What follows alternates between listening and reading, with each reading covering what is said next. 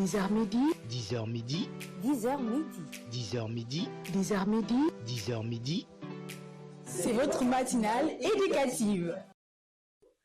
Mesdames, Messieurs, bonjour et bienvenue à notre programme matinal, la matinale éducative, le 10h midi, qui est là pour vous donner des connaissances, que vous soyez élèves, étudiants ou professionnels, en culture générale et aussi de préparer au mieux la jeunesse, car oui, l'éducation est le premier besoin d'un peuple. Comme chaque mardi, aujourd'hui, nous aurons à débattre sur deux rubriques, à savoir agriculture, terre fertile, main verte, et aussi l'agriculture, la rubrique tech, technologie d'information et de la communication. Nous aurons dans ce plateau deux invités, à savoir Monsieur Aliou Faye, qui est un enseignant formateur vacataire à l'université de Sine Saloum de Kaolack et également diplômé en agronomie et production végétale. Pour la deuxième rubrique, nous aurons Monsieur Abdoulaye Souma, qui est ingénieur en intelligence artificielle. Alors, le développement des rubriques, c'est tout de suite. 10h midi, 10h midi, 10h midi, 10h midi, 10h midi, 10h midi. c'est votre matinale éducative. Comme dit tantôt, nous allions démarrer la rubrique agriculture, terre fertile, main verte, et nous aurons aujourd'hui comme thème la contribution de l'agriculture dans la nouvelle orientation politique du Sénégal. Il y a aussi notre invité tech qui sera là pour nous accompagner, Monsieur Abdoulaye Souma, et à présent notre invité, Monsieur Aliou Faye, qui est diplômé en agronomie et production végétale. Il a été en 2019 auditeur à EcoCert, que je précise est un organisme de certification internationale. En 2021, il a été directeur général de l'EMAS, l'école des métiers agroécologiques et agroalimentaires du Sénégal, enseignant formateur vacataire à l'université Sine Saloum de Kaolack au département agronomie et production végétale, et a également enseigné à l'IFA. Il a aussi été gestionnaire et consultant dans plusieurs projets. Voilà, donc Monsieur Faye a beaucoup de casquettes. Bonjour Monsieur Faye et bienvenue à Télé-École. Bonjour à tous, merci beaucoup. Merci. Je suis très heureux d'être là devant vous et de partager avec vous ce matin par rapport à une thématique qui est très intéressante et qui vient à son heure en fait. Voilà, donc, Merci comme l'a beaucoup. dit Payan, moi je suis ingénieur agronome de formation, spécialisé en production végétale. J'ai travaillé dans plusieurs projets et programmes au Sénégal et aussi dans différentes institutions et instituts internationaux. Donc, merci beaucoup de m'avoir accueilli dans ce plateau. Merci et bienvenue aussi à Monsieur Abdoulaye Souma qui va quand même nous accompagner pour cette première rubrique. Merci beaucoup Mbayang pour cette invitation. Merci beaucoup et bonjour à toutes et à tous. Donc voilà. Merci en tout cas.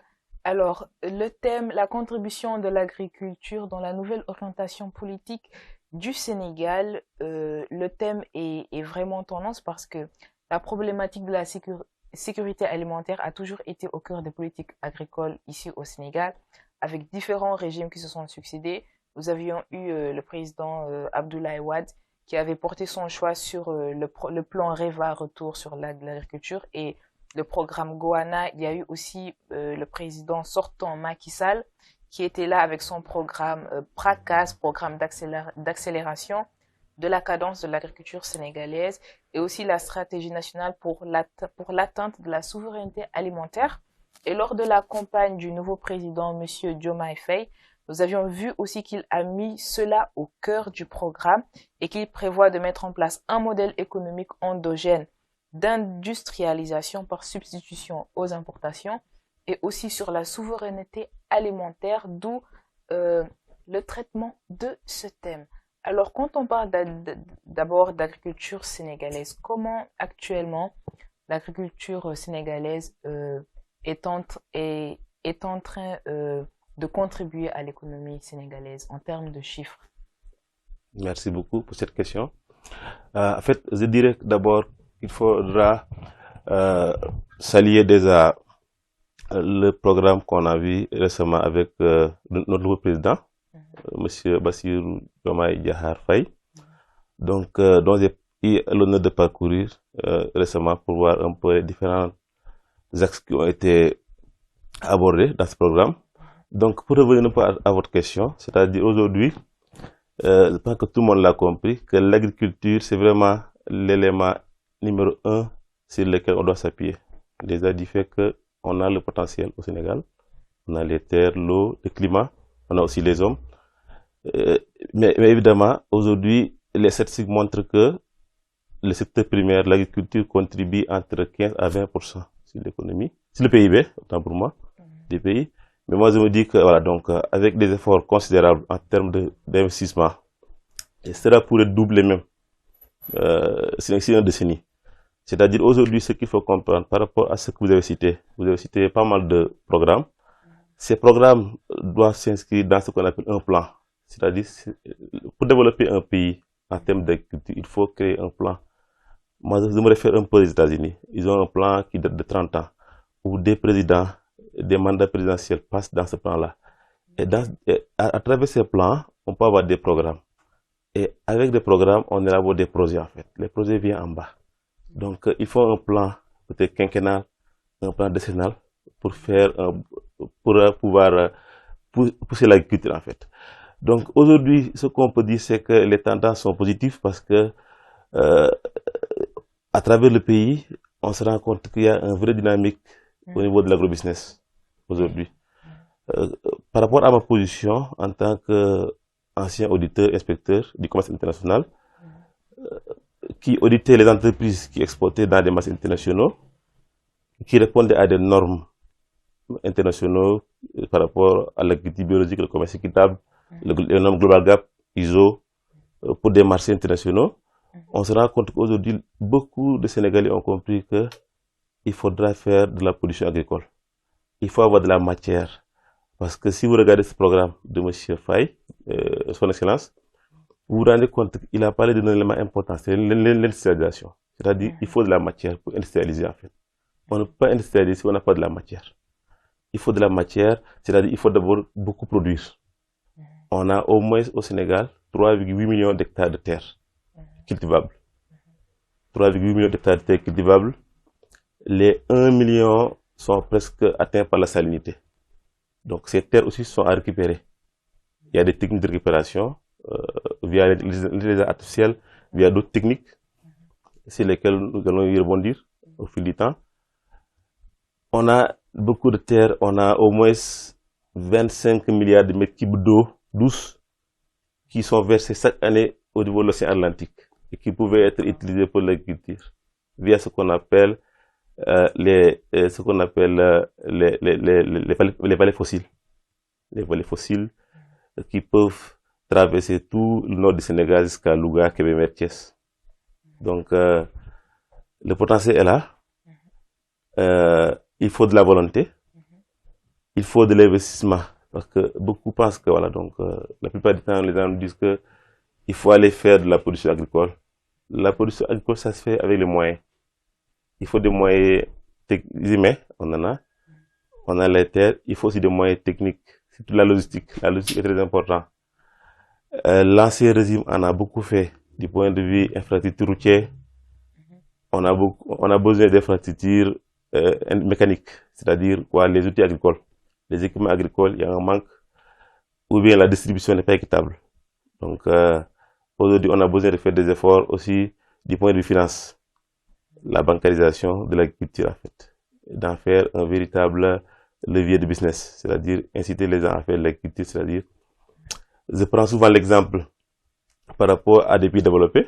Donc, si vous partez en Europe, un agriculteur peut nourrir 100 personnes pour une vie décente. Donc, et chez eux, ils ont 5% d'entrepreneurs agricoles qui tiennent l'économie.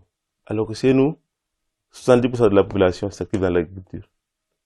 Mais ils n'ont pas les moyens. Donc, là, on a la question, là, on met le doigt sur la question des capitaux. Les agriculteurs ont besoin de finances, en fait. Il faut de l'argent pour accompagner toute la chaîne.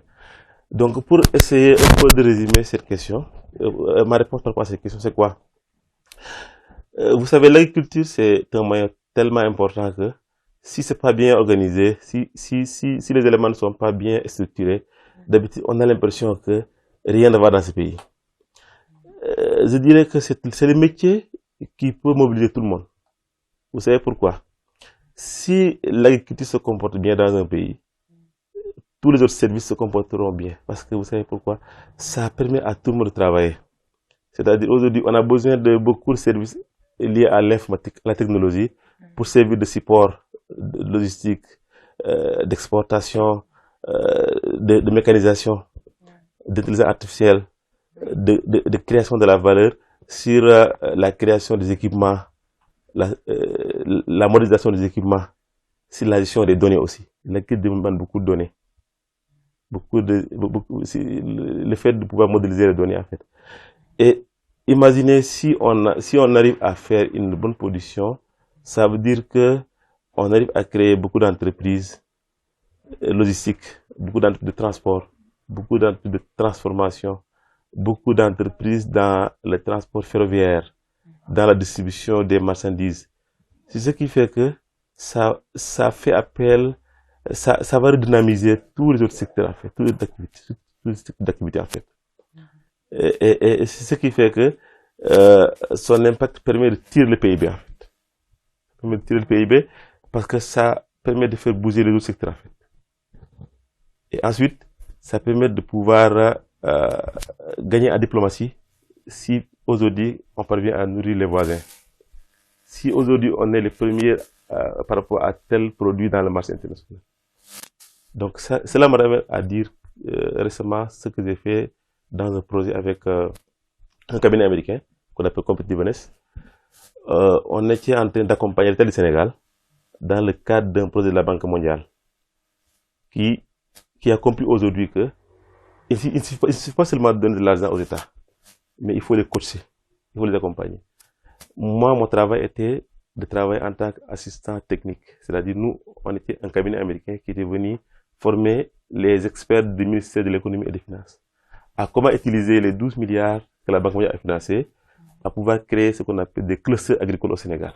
Des clusters sur la filière tomate, la filière cuir et peau, la filière mangue, la filière tourisme, filière textile habillement et filière fognon. C'est-à-dire comment l'État peut tirer le maximum de profit par rapport à ces filières sur des parts de marché mondiaux. D'accord. Alors vous aviez parlé de beaucoup de choses et vous aviez dit que le secteur en fait a besoin vraiment de financement. Oui. Malheureusement, et aussi de programmes durables dans le long terme. Maintenant, ici, la difficulté au Sénégal, ou je dirais même en Afrique, c'est que chacun veut venir avec son programme, ce qui fait que si même il y avait un programme qui était entamé, il ne serait pas continué et que peut-être c'est ce qui fera en tout cas que l'agriculture, l'essor dont on attend n'est pas là. Et espérons qu'avec le nouveau gouvernement, ils comprendront cela. Maintenant, tout à l'heure, vous aviez aussi parlé que les paysans doivent beaucoup produire.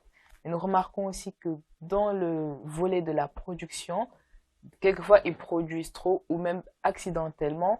Après la récolte se déverse sur le marché, le prix d'achat est obligé d'être baissé pour ne pas que la production pourrisse. Et il y a aussi, des techniques de conservation qui ne sont pas acquises. Il y a en tout cas énormément de problèmes. Et donc, j'aurais aimé aussi que vous veniez un tout petit peu sur l'étalement de ces problèmes. À part le fait des techniques de conservation, de l'écoulement et tout ça, quels sont en fait le réel problème que confrontent les paysans sénégalais? D'accord. Je vais répondre à la fois sur les deux questions. Pour terminer l'autre question, fermer l'autre question en fait. C'est-à-dire, tout à l'heure, ce que j'avais dit par rapport au projet, programme, plan, il nous faut juste ce qu'on appelle des assises.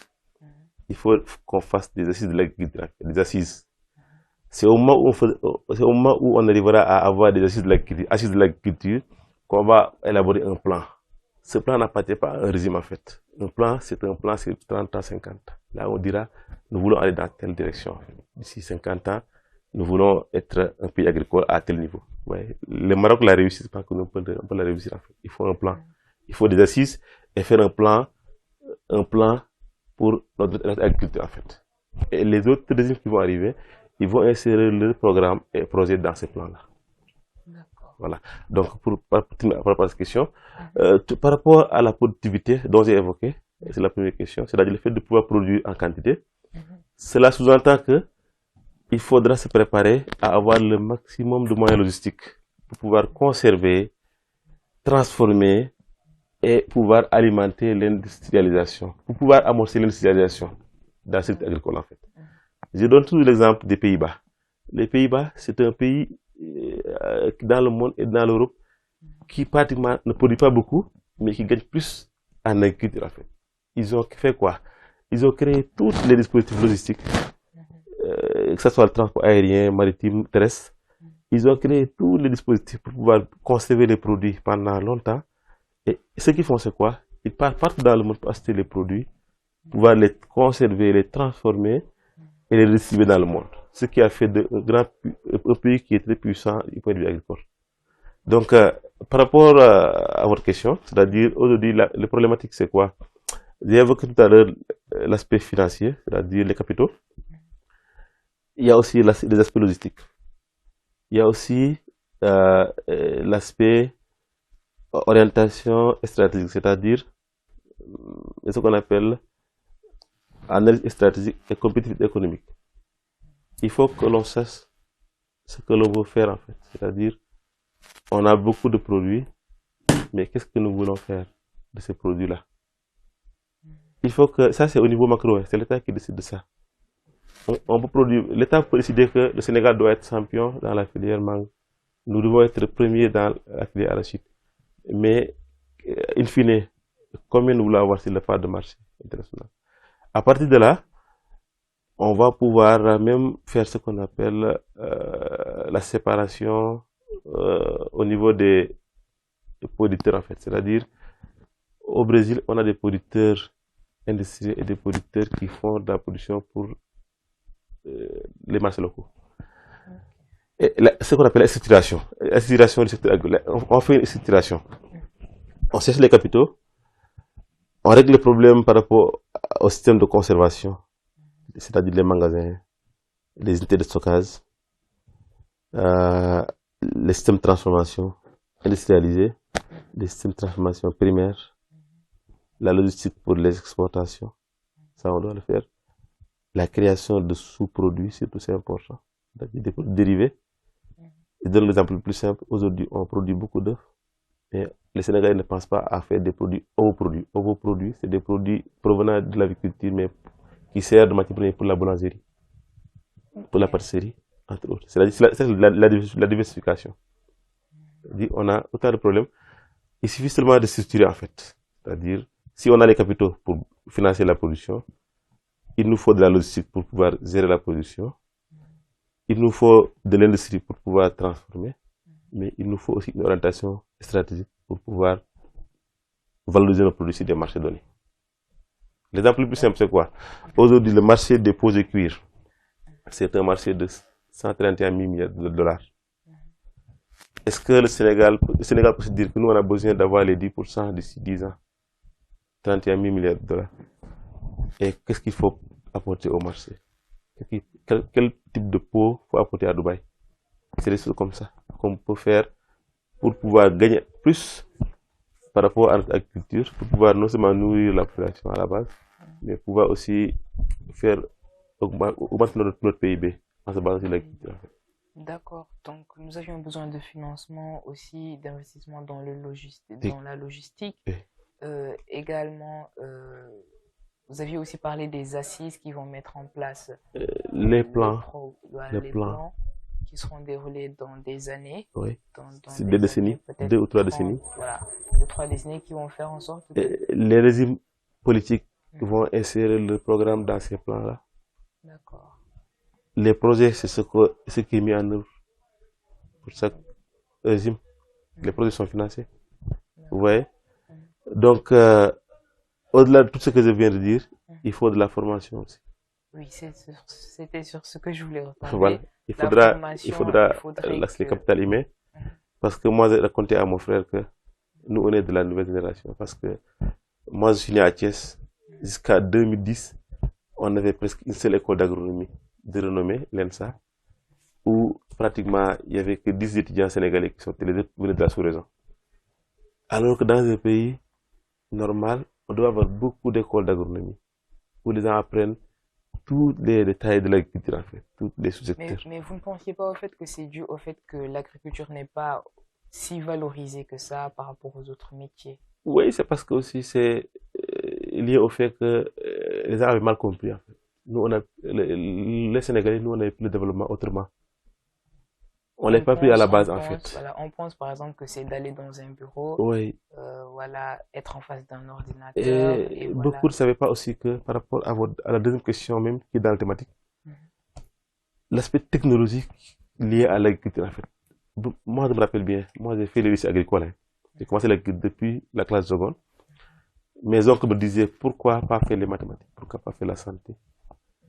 Parce qu'ils n'avaient jamais pensé que, étant agronome, on est scientifique. L'agriculture demande beaucoup de technologie, en fait. C'est d'anticiper pour répondre à votre deuxième question. L'agriculture, c'est beaucoup de technologie. Pour faire de l'agriculture, il faut des moyens techniques, il faut des connaissances scientifiques très, très solides. Parce que la gestion de l'eau, c'est beaucoup de connaissances. La gestion des sols, c'est de la physique, de la chimie. La gestion des équipements, il faut beaucoup d'intelligence artificielle maintenant. C'est de la robotique, finalement. Pour pouvoir faire 1600 hectares, 2000 hectares avec 2 personnes, il faut vraiment de la technologie. Donc, ce qui fait que ce regard péjoratif que nous, on avait sur les métiers de l'agriculture a beaucoup impacté notre avancée, en fait. A beaucoup impacté notre avancée parce que nous, on ne savait pas que il fallait être bon pour faire de l'agriculture, en fait. Et que l'agriculture demande beaucoup de connaissances. Non seulement elle demande beaucoup de connaissances, mais aussi d'innovation. Surtout. Donc, avant d'aller vers les innovations et les technologies que l'agriculture devrait quand même posséder, on va, tout à l'heure, vous aviez parlé des techniques de récupération concernant les sols qui sont salés. Oui. Ces techniques de récupération, en fait, comment elles se font pour que la terre puisse être cultivable? Voilà. Donc, la salinité des sols d'abord, je vais essayer de faire comprendre à tout le monde que cela peut être fait de manière naturelle, lié à la formation des sols. Si les sols sont formés à partir de roche qui est salée, donc naturellement les sols sont salés. Mais la plupart du temps, tel n'est pas le cas. La plupart du temps, au Sénégal par exemple, la salinité des sols est liée à des activités anthropiques, c'est-à-dire pas anthropiques, mais des activités humaines. C'est-à-dire c'est l'agriculteur lui-même, à cause des mauvaises pratiques exercées pendant longtemps au niveau des parcelles, qui occasionne la salinité. C'est simple, hein? La salinité, c'est quoi? Soit c'est un excédent de sodium, Na, les Na, ce qu'on appelle les Na, c'est des cations positifs qui sont accumulés au niveau du sol. Ce qui fait que la structuration du sol devient poreuse. Donc le sol n'est plus capable de retenir l'eau ni les engrais, en fait. Et ça veut dire quoi? Il n'y a plus de calcium. C'est le calcium qui permet de structurer, de faire ce qu'on appelle la cohésion des particules de sable, de matière au niveau du sol. Donc le fait qu'on perd du calcium et qu'on en a en excédentaire et qu'on en a en quantité excédentaire du Na, sodium, c'est ce qui est à l'origine de la salinité. Il y a d'autres éléments, hein, c'est pas seulement le sodium. Il y a d'autres types de sel qu'on peut avoir dans le sol. Donc vous voyez, donc pour récupérer les sols salés, naturellement, il faut apporter ce qu'on appelle des éléments, des bases essençables capables d'éliminer carrément les éléments qui sont à l'origine de la salinité. Et vous m'excusez si cette partie, vous pouviez la continuer comme en Wolof. Voilà. Pour baamu li soxna Mbayang laaj, maanaam suuf si ni muy amee xorom ma ni ñaari fànn la. Suuf si mën na nekk naturellement mu am xorom. Parce que xeer bi ko sos su dee xeer boo xam ne daa am xorom, suuf si daal di am xorom kooku mënoo ci dara. Parce que xeer bi xeeru géej la woon ba muy tas dafa indaale xorom. waaye am na beneen façon boo xam te ni suuf si mën na koo amee xorom mooy maanaam nit ki bay wala nit ki toolam jege benn fànn boo xam te ni ni ñi doxalee moo fa indi xorom si. Li ko indi mooy ngay def loo xam te ni dafay accumuler ay ions yoo xam te ni kàcce yoo xam te ni dañuy lu mel ni sodium sodium moom mooy cation principal bi nga xamante ni moom mooy tax tey ñun suuf si daa am sodium bu bëri te daa suuf si daa sa xorom su boobaa itam li ko fay jëlee yomb na mooy maanaam da ngay fexe ba indi beneen ion boo xamante ni da koy remplacer parce que ion yi ñoom dañuy remplacer seen biir ñu jàng physique xam nañ loolu c'est-à-dire tey soo bëggee dàq Na da ngay indi Ca parce que benn Ca bu ne day remplacer ñaari Na Ca mooy calcium voilà loolu mooy su ma ko waxee ci wàllu kàllaam bu oyof gis ngeen yéen ñi am miir dëkk Yoff wala dëkk Cambérène wala dëkk Ndar Guet Ndar da ngeen di karole seen miir yi bu ngeen karole seen miir yi calcium bi moo nekk karo bi moo tax xoros du ko mën a yàq bu ngeen bàyyee birig kes ak xoros yi xoros day lekk birig yi.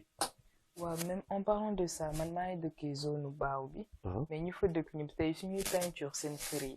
kii bi yëpp dafay xooleeku du coup majorité bi ay karo la ñuy def pour pas que voilà la maison. waaw bu ñu karolee calcium boobu noonu day dàq sodium bi du mën a attaquer miir bi du ko yàq. loolu moo tax loolu principe bi physique la rek donc xorom si loolu moo ko indi donc pour pallier donc la science aujourd'hui nous a permis de produire des engrais qui sont riches en calcium. D'autres éléments même, pas engrais, mais qui sont spécifiquement utilisés pour lutter contre la salinité. Par exemple, il y a un produit qu'on appelle le labin antisel. Le labin antisel, c'est du calcium vraiment qui a une densité très lourde. Son rôle, c'est quoi? C'est de fixer les ions Na. Cation Na est fixé à 1 mètre de profondeur.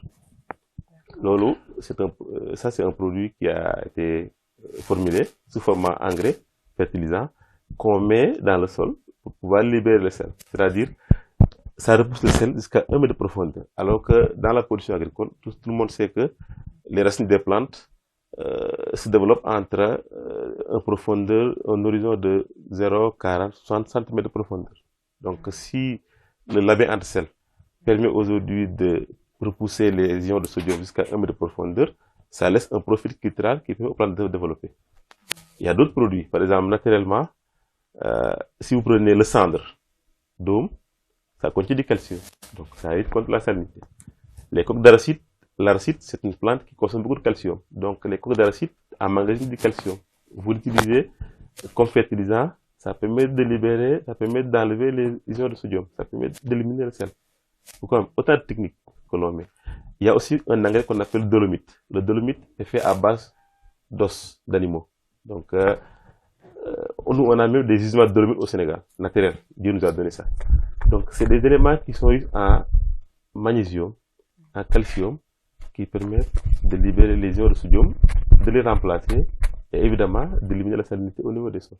D'accord. Autant de techniques, quoi. Et cette élimination, elle prend à peu près combien de temps? C'est-à-dire, il faut voir la technicité utilisée d'abord.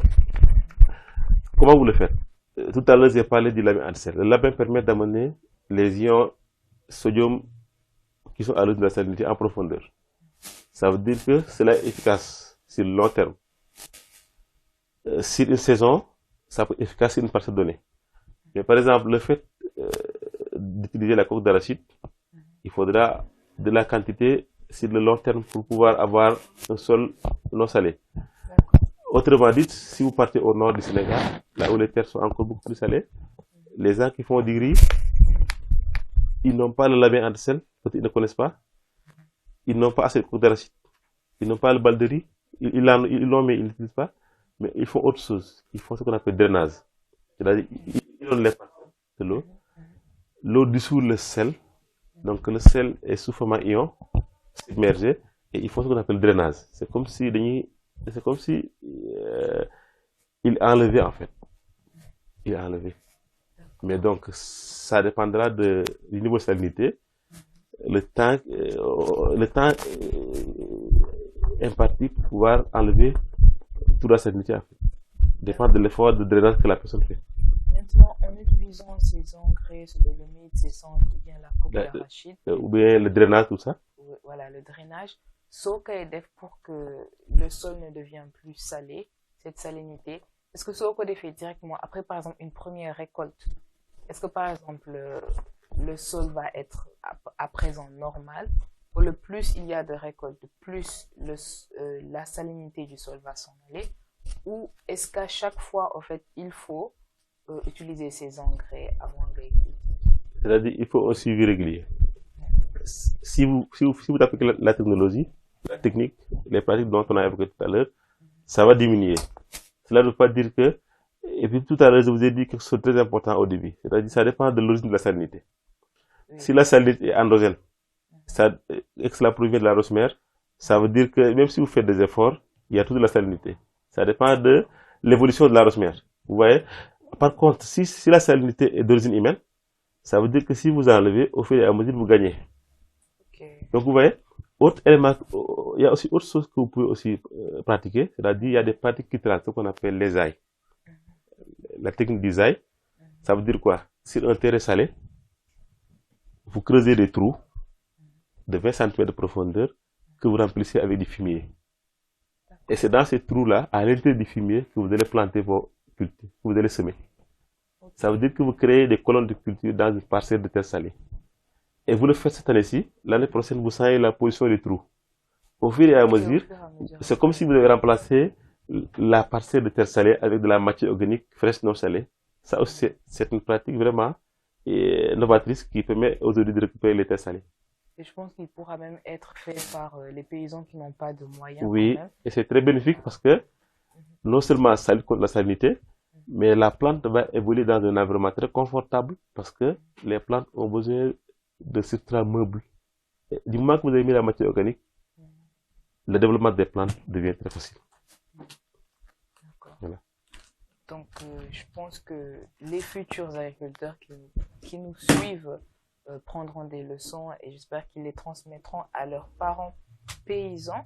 Alors, tout à l'heure, nous avions parlé aussi d'innovation et de technologie. Donc, quelles sont les innovations et les technologies dont vous pensiez que l'agriculture sénégalaise a besoin pour pouvoir atteindre l'autosuffisance alimentaire? Oui, c'est évident. Je pense que on est même aujourd'hui c'est beaucoup de choses. Tout à l'heure j'ai discuté avec mon confrère Abdoulaye. Aujourd'hui l'intelligence artificielle est devenue incontournable si on va aller vite au niveau de l'agriculture en fait. Moi je me rappelle les années 2017 quand je venais fraîchement de l'université. On travaillait sur des exploitations de 1500 hectares pour des productions horticoles à l'export. Et à longueur de journée, on courait au niveau des parcelles. Alors qu'aujourd'hui, avec peu de moyens, à l'aide d'un drone, on peut surveiller les parcelles. On peut surveiller les attaques d'animaux sauvages qui arrivent dans les parcelles. Aujourd'hui, l'agritech est vraiment quelque chose de très réel. Voilà. Donc, tout ce qui est drone, ça aiderait dans la gestion phytosanitaire. C'est-à-dire qu'aujourd'hui, à la place où vous devez prendre un tracteur pour faire un traitement avec des quantités énormes de pesticides qui vont à la longue causer des maladies et une perte de biodiversité, une dégradation de l'environnement, aujourd'hui, avec une drone, moi je fais des traitements localisés. C'est-à-dire l'appareil est capable de détecter en temps réel les points où les symptômes sont présents et de faire des traitements localisés, c'est-à-dire de faire une économie de temps, une économie en pesticides et aussi un traitement efficace. Parce que je touche du doigt les points où il y a les maladies avec une drone. Vous voyez aujourd'hui, ça veut dire que la personne qui a 1000 hectares, 100 hectares, en un temps record, il utilise moins de pesticides, il gagne en temps, mais il gagne en précision. Même dans la surveillance des oiseaux, qui cause beaucoup de problèmes sur la pollution des riz au nord. Et par exemple, quelqu'un qui a besoin de faire des calculs de rendement, la cartographie des parcelles, aujourd'hui, ça c'est des choses quand même où on ne fait pas du temps. On utilise la technologie. Aujourd'hui, moi je travaille avec un startup qu'on appelle Reboker. Je suis leur responsable développement international en Afrique de l'Ouest. Reboker, nous on fait la promotion des services d'outils de la décision. Aujourd'hui, on fait ce qu'on appelle la gestion des densités. On est capable de faire le décomptage des exploitations en un temps record avec nos logiciels, nos plateformes. On est capable de vérifier si les plantes ont besoin d'eau pour pouvoir passer l'information à l'agriculteur pour qu'il puisse irriguer à temps. On est capable de faire un diagnostic maladie, c'est-à-dire de voir les premiers symptômes dès la première apparition. ce que l'œil ne peut pas voir, ce que la personne ne peut pas observer dans la parcelle. Parce qu'on utilise ce qu'on appelle l'imagerie satellitaire, en fait. Qui nous permet de visualiser avec des précisions de 4 mm. C'est précis. Qui permet de voir qu'il y a des symptômes qui doivent apparaître. Alors que le producteur, autant, devrait attendre 15 jours, voir les symptômes, aller chercher le produit pour faire le traitement. À ce moment, il perd en rendement. Aujourd'hui, avec l'intelligence artificielle, on est capable de faire le diagnostic maladie 15 jours avant l'apparition réelle. On est capable de voir aussi les déficits de fertilisation sur une parcelle pour revenir un peu par rapport à la gestion des sols. On est capable, avec l'intelligence artificielle, de voir un peu la répartition des engrais au niveau de la parcelle, pour voir les parties déficitaires en calcium, déficitaires en magnésium, là où l'azote est déficitaire, pour pouvoir faire ce qu'on appelle des traitements localisés, afin de combler le gap. Avoir un niveau d'équilibre au niveau des parcelles pour la fertilisation. Autant de techniques que l'on peut utiliser en fait. Voilà, la gestion des rendements, des maladies, des récoltes. Autant de techniques utilisées, mais aussi je vais dire par là qu'il y a un métier au fait spécialisé dans ce genre de domaine. Donc certainement M. Abdoulaye pourra m'appuyer sur ci, et j'espère qu'il est au courant. Il y a une filière qu'on appelle la géomatique, qui est de la géographie et de la mathématique. Donc moi je suis dans ce domaine, moi je suis spécialisée dans le cadre de la santé. Par exemple, mais ceux qui sont dans la géographie physique, eux, ils font de la géomorphologie, donc ils font l'étude des sols. Maintenant, nous, avec l'outil de la géomatique, il y a différents logiciels, maintenant il y en a beaucoup. Il y en a un avec lequel on utilise directement, en fait, on localise le sol, on a toutes les informations sur le sol, la localisation, et est-ce que aussi c'est cultivable. La même chose aussi pour les géographes spécialisés dans l'hydrographie qui font la gestion de l'eau, l'étude, tout ça, si l'eau est bien solvable et aussi utilisable pour les terres. Mais malheureusement, on voit que bon, les gens ne sont pas informés ou peut-être le métier n'est pas assez valorisé. Maintenant, toujours sur innovation et technologie, Monsieur Abdoulaye, quels sont au fait les autres outils qui pourront permettre à une agriculture durable et aussi de permettre au Sénégal d'atteindre la souveraineté alimentaire? Comme le disait Aliou, il y a les drones qu'on peut utiliser. Donc d'habitude, je pense que c'est beaucoup plus ça qu'on utilise au niveau de l'agriculture. De mon côté, je pense que il y a tout ce qui concerne aussi la sécurité aussi, tu vois. Donc on peut mettre des drones, on peut mettre des caméras qui détectent certains animaux, etc. Par exemple. Voilà. Donc pour moi, ce sont les deux choses qui pourront être intéressants en fait sur tout ce qui tourne autour de l'agriculture. D'accord. Merci quand même pour la précision. Alors, Monsieur Faye, tout à l'heure vous avez dit que le fait de faire de l'investissement, si on investissait dans l'agriculture, ça ferait en sorte que les autres secteurs allaient bien. Et ça, on aimerait bien que vous faites un peu une explication là-dessus beaucoup plus profonde. Beaucoup plus profonde. Et aussi sur le fait que comment est-ce qu'au fait l'agriculture va contribuer à être un pourvoyeur d'emploi pour la jeunesse sénégalaise. En fait, souvent j'ai l'habitude de le dire à mes amis, c'est que si vous regardez dans une entreprise agricole normale, ceux qui travaillent là-bas, à la base, ceux qui font la production ne sont pas nombreux en fait. D'habitude, on a un ingénieur agronome. Nous, on avait au moins d'exploitation de 150 hectares. On n'a que 2 ingénieurs agronomes. Le reste, c'est de la logistique. C'est des informaticiens qui gèrent les données pour nous. C'est des gestionnaires qui gèrent l'argent. C'est des financiers. C'est des gens qui sont au niveau des transitaires pour gérer les logistiques, les équipements. C'est d'autres qui vont faire la mécanique, l'entretien des machines. Nous, on a même des gens qui s'occupent de la confection des équipements au niveau de l'exploitation. Des ateliers mécaniques, des ateliers de menuiserie, des ateliers de paquetage et d'emballage en fait.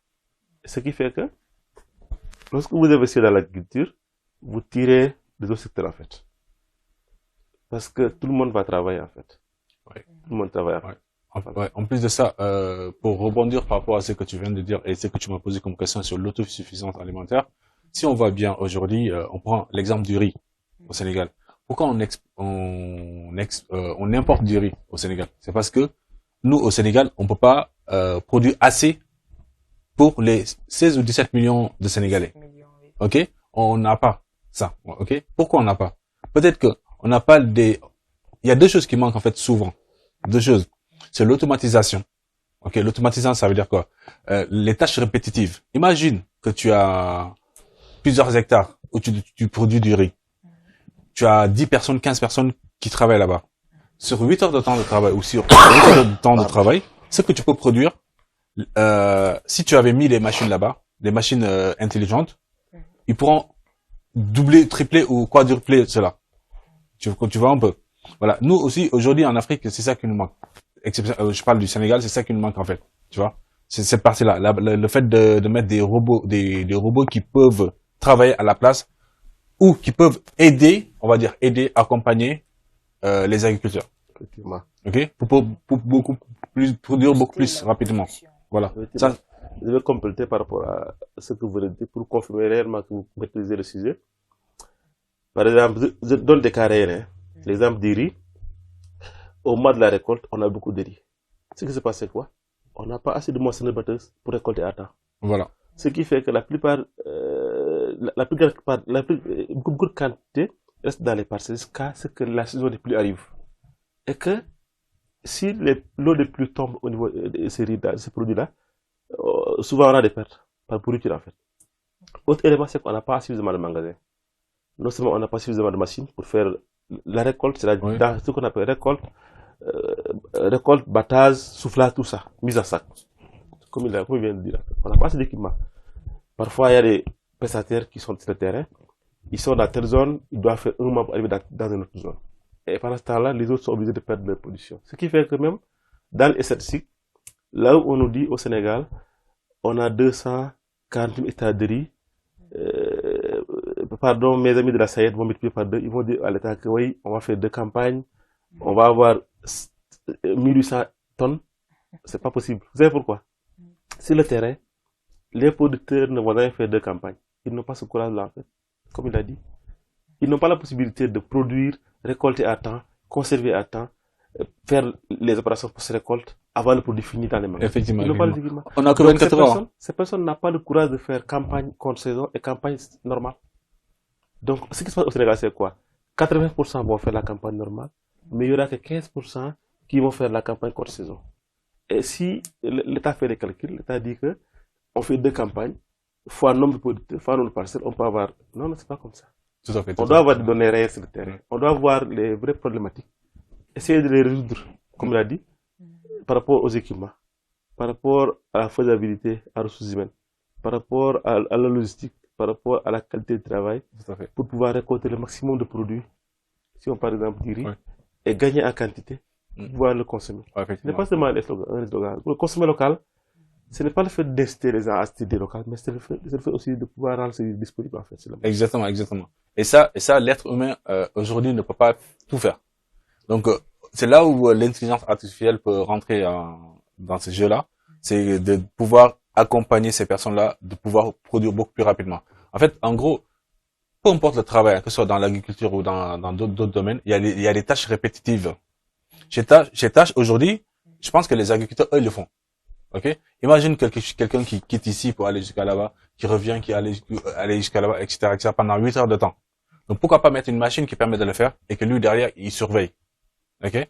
Et que la machine ne se fatigue pas, Oui, tu vois, par rapport à comparé l'humain, à tu vois, l'être voilà. humain qui Voilà. peut Donc on tomber peut l'utiliser malade. dans ce sens-là en fait pour aller beaucoup plus rapidement et atteindre l'autosuffisance alimentaire en fait. C'est Voilà, vrai. tout simplement. Inch'Allah. Alors, Monsieur Faye, je pense qu'on a fait à peu près le tour du sujet. Vous aviez renseigné sur beaucoup de choses. Maintenant, est-ce que vous pensiez qu'avec le nouveau gouvernement, est-ce que est-ce qu'il sera possible d'atteindre cette autosuffisance alimentaire? Mais juste avant de venir même sur cette question, ce dont vous aviez parlé, le fait que les paysans ne peuvent pas faire 2 campagnes. Déjà, on remarque au Sénégal qu'il y a une période, par exemple, il n'y a pas de poivrons, il n'y a pas de tomates, ou quand il y en a, en fait, c'est très rare. Peut-être faudrait aller au marché très tôt pour en prendre, mais sinon, il y a une période où on n'a pas de poivrons, pas de légumes verts, où les prix haussent et que ça, en fait, on voit que c'est un tout petit peu dû à à ce manque de moyens, de matériel et autres? Oui, en fait, ça c'est très important parce qu'en fait, euh, souvent on parle on confond même sécurité alimentaire, souveraineté alimentaire, beaucoup de thématiques que l'on mélange souvent. En fait, par rapport à ces dislocations sur la production, la disponibilité des produits par rapport aux saisons, c'est que ça revient toujours au manque d'équipement. En fait. C'est-à-dire, au moment où le climat ne permet pas de faire de la production, on doit faire ce qu'on appelle l'écriture de primeur. C'est-à-dire, l'écriture de primeur, c'est quoi? C'est de mettre en place des dispositifs qui permettent de faire des cultures malgré que les saisons ne sont pas adaptées. C'est-à-dire, la production de contre-saison, c'est difficile parce qu'il y a beaucoup de maladies liées à l'humidité, la chaleur, ce qui fait que beaucoup de producteurs préfèrent ne pas faire de la production. Mais, alors que c'est à ce moment-là que les produits coûteront cher, c'est à ce moment que la demande est beaucoup plus importante. On a besoin juste de mettre en place ce qu'on appelle des serres, des équipements de production dont l'environnement est modifié en fait. Les serres, si vous connaissez ce qu'on appelle un serre, c'est quoi? C'est un environnement où on a modifié la température, le climat. Ça revient un peu à ce que disait mon ami. C'est pas un tout petit peu comme la culture des fraises? Oui, la culture des fraises se fait beaucoup dans les serres parce que les fraises, la culture des fraises est préconisée pour un climat à basse température en fait. C'est pourquoi on le fait beaucoup dans les serres. Donc, on fait appel à la technologie en fait. C'est-à-dire, on crée un environnement où le climat est modifié. Oui, oui. En termes de température, on essaie de modifier l'environnement, d'humidité, de ventilation. C'est des supports qu'on met. Oui, je vois. Et avec des dispositifs qui permettent de réguler tous les éléments du milieu. On fait ça ici au Sénégal? Oui, il y a des entreprises qui sont spécialisées dans la production de tomates sous serre. Okay. Et ça leur permet de gagner des parts de marché. Et c'est eux qui gagnent le marché pendant la grande saison, pendant la saison morte où nos producteurs ne sont pas capables de produire en fait. Et en termes de qualité, c'est pareil? En termes de qualité en termes de qualité, c'est pareil parce que si vous faites l'analyse des produits, vous allez retrouver les mêmes éléments nutritifs. D'accord. Ce qui s'en saisissent, l'environnement de culture qui est modifié. Okay. Et ce qui est bizarre, c'est que dans ce pays, il y a beaucoup de choses qui se passent dans ce pays que les Sénégalais ignorent. Moi, c'est récemment que j'ai découvert qu'à Diamniadio, il y a des entreprises qui font de la production industrielle hautement qualifiée avec des systèmes de serre vitrées, où même les lumières sont transformées en spectres, où les semis reçoivent les lumières qui leur permettent de germer très vite, les plantes reçoivent la couleur qui correspond, qui accélère le développement, ils reçoivent la couleur qui accélère l'apparition des fleurs, la couleur qui accélère la maturation des fruits. Alors que c'est une société qui est dans la fabrication d'arômes, d'ingrédients pour l'industrie pharmaceutique en fait. Sénégalaise. Oui, qui sont installés à Diamniadio. Il y a beaucoup d'entreprises au nord du Sénégal qui ont des serres, ils font de la production industrielle. Vous savez, l'avantage c'est quoi? Lorsque vous modifiez l'environnement, vous êtes capable également de booster la production. Tout à fait. Par exemple, en environnement normal, en tout qu'on appelle terre bâtie, si vous faites de la production de tomates et que vous avez des rendements de 25 tonnes, si vous transitez en production sous serre, vous pouvez aller jusqu'à 100 tonnes. Vous savez pourquoi? Parce que là, vous donnez à la plante les conditions ambiantes, les meilleures conditions ambiantes en fait. Pour pouvoir produire. Voilà, parce que naturellement, si vous cultivez en milieu ambiant, la température varie beaucoup en fait. Il y a l'effet du vent. Là, vous ne maîtrisez rien du tout. Alors que si vous êtes en milieu contrôlé, vous pouvez ajuster la température au moment où vous voulez, selon l'âge de la plante, selon la température, donc selon la période, selon la nature du fruit. Donc là, vous ajustez sur les facteurs qui peuvent permettre à la plante d'exprimer ses meilleurs potentiels. Ce qui fait que les productions sous milieu contrôlé offrent des rendements qui sont meilleurs, parfois même triplés ou quadruplés. Donc aujourd'hui, nous devons investir dans ce domaine-là. Moi, récemment, j'ai fait un exposé pour la diaspora sénégalaise par rapport aux métiers de l'agriculture sur lesquels qu'on peut investir. En fait, ce n'est pas seulement le fait de faire de la production. On doit investir aussi sur les milieux de culture contrôlés. On doit investir également sur les techniques de conservation, les chambres froides. c'est-à-dire la disponibilité en poivrons. Pendant une période de l'année, on a des poivrons où le kilo coûte 200 francs, 100 francs. Mais on doit être capable également de conserver ces mêmes poivrons pendant toute l'année. Moi, j'ai eu un entretien récemment avec le président de la filière carotte du Sénégal, M. Boy. Il m'a dit carrément qu'au Sénégal, on produit beaucoup de carottes. Mais on est obligé d'importer des carottes de la France. Parce qu'on n'est pas capable de conserver nos carottes pendant toute l'année pour les donner à nos consommateurs. En fait. Ah, ok. Et puis, là, ce n'est pas une question de production, hein. C'est une question de conservation. Okay. De la même manière qu'on doit investir sur les milieux de culture contrôlés, on doit aussi investir sur la conservation avec des chambres froides. C'est pourquoi ça, c'est des modèles de business plan qui sont intéressants. Par exemple, quelqu'un veut investir dans l'agriculture, au lieu de l'amener faire de la production, il peut aller faire des chambres froides en étant un prestataire privé. Ça, c'est une bonne qui garde les produits pour les rendre disponibles sur le marché, en fait, pendant une période de l'année. Il y avait un moment aussi, il y avait pas d'oignons. Oui, c'est la même chose en fait. On était obligé d'aller au Maroc. On était obligé. Bon, ce sont les gens, les agriculteurs du Maroc qui nous amenaient ça ici. Parce qu'eux, ils ont conservé. Ouais. Moi, j'ai un ami hollandais qui conserve des oignons pendant 11 mois à 4 degrés. Donc, eux, ils vendent sur le marché africain. Au moment où on a trop, on ne conserve pas. Et du coup, on perd. Oui, on perd en devise, en fait. D'accord. Maintenant, je ne sais pas si vous pourriez me donner une réponse, mais quelqu'un, par exemple, qui a une superficie d'1 hectare, qui veut faire, par exemple, une récolte sous serre. Production sous serre? Voilà. Par exemple, le budget qu'il va investir va aussi entre combien? Oui. En fait, déjà, moi, je ne conseillerais pas quelqu'un de commencer avec 1 hectare. C'est très grand. En fait, il faut comprendre que quand vous décidez de faire de la production en milieu contrôlé, dites-vous que non seulement l'investissement sera important, mais aussi le travail est très minutieux. Il faut beaucoup contrôler, en fait. Parce que vous serez dans un milieu où la délicatesse est à mesure et à surveiller. Parce que les maladies, vous aurez beaucoup de maladies si vous ne surveillez pas bien l'hygiène, en fait. Donc, ce qui fait que la plupart du temps, on conseille aux gens de commencer par peut-être le quart d'un hectare, 0,25 hectares, en milieu contrôlé, oui, pour un débutant. Et pour un industriel, c'est pas grave. Pour un industriel, ils ont des dimensions de 3,3 hectares, 4 hectares, même de serre, hein. Il y en a qui font 1 hectare, 2 hectares. Mais pour un débutant, il faut commencer peut-être par le quart ou le tiers d'hectare. Et là, vous pouvez investir peut-être dans les 15 millions. Vous avez un dispositif clé à main. Pour les 2500 mètres carrés. Oui. Ouais, 15 millions. Mais dites-vous que vous allez très vite récupérer cela. Parce que vous allez pouvoir produire toute l'année et vous allez avoir des productions records. Parce que là où on aura des plantes de 30 cm de tomates en milieu ambiant, en milieu de culture sous serre, vous allez utiliser des variétés de tomates qui vont grimper pour faire 6 à 8 mètres de hauteur, en fait. Et qui vous donneront 8 fois le rendement. C'est pas la même chose, en fait. D'accord. C'est pourquoi ça vaut la peine de faire un milieu contrôlé. Ça en vaut la peine.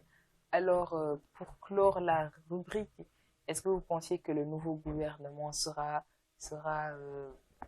arrivera à atteindre cette souveraineté alimentaire évoquée dans ce Moi, c'est très positif. Et je pense que oui. Vous savez pourquoi? J'ai plusieurs raisons de le dire, en fait. Peut-être, moi, je suis pas très politique, mais je suis très attentif par rapport à ce qui se passe dans le pays, en fait. Ce que beaucoup ne comprennent pas, c'est que la plupart du temps, les gens, ils mettent l'accent sur les hommes, ceux qui sont devant de la chaîne, en fait. Ousmane Sonko, il faut voir derrière, en fait.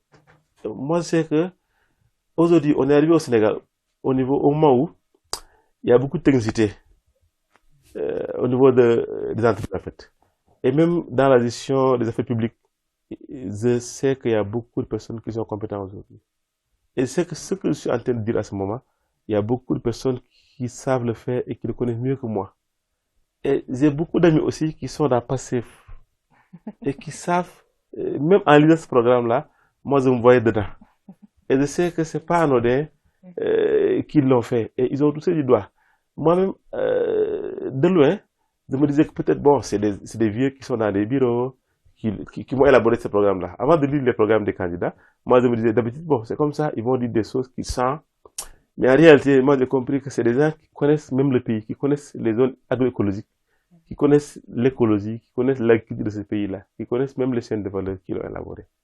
Et je sais que, durant ces 10 ans-là, j'ai vu des membres de PASTEF qui sont des ingénieurs agronomes, des amis, des collègues qui sont au Sénégal, mais aussi dans la diaspora, hein, et qui connaissent c'est quoi l'agriculture, c'est quoi l'agro-industrie, c'est quoi les marchés, c'est quoi les dynamiques agricoles.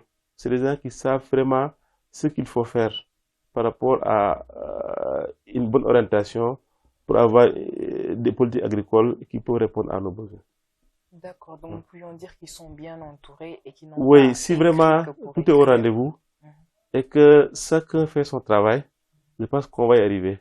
Et que par exemple, des gens comme moi, nous on est disponibles pour accompagner, pour donner des idées, faciliter, orienter en fait. D'accord, donc si tout est au rendez-vous, on y arrivera, ils sont bien entourés. Et donc, ils n'ont pas écrit ce programme que pour écrire, mais ils l'ont écrit parce qu'ils l'ont expérimenté. Ils sont diplômés en agronomie, en agroécologie. Donc, je rappelle encore le thème, c'était la contribution de l'agriculture dans la nouvelle orientation politique du Sénégal. Et vous nous aviez servi avec beaucoup de choses. Donc, les problèmes majeurs que vous avez eu à souligner, c'était déjà le manque de formation avec les techniques de conservation et les techniques aussi de production agricole, le manque d'équipement et aussi le fait qu'il n'y a pas assez d'investissements qui sont tournés vers ce secteur.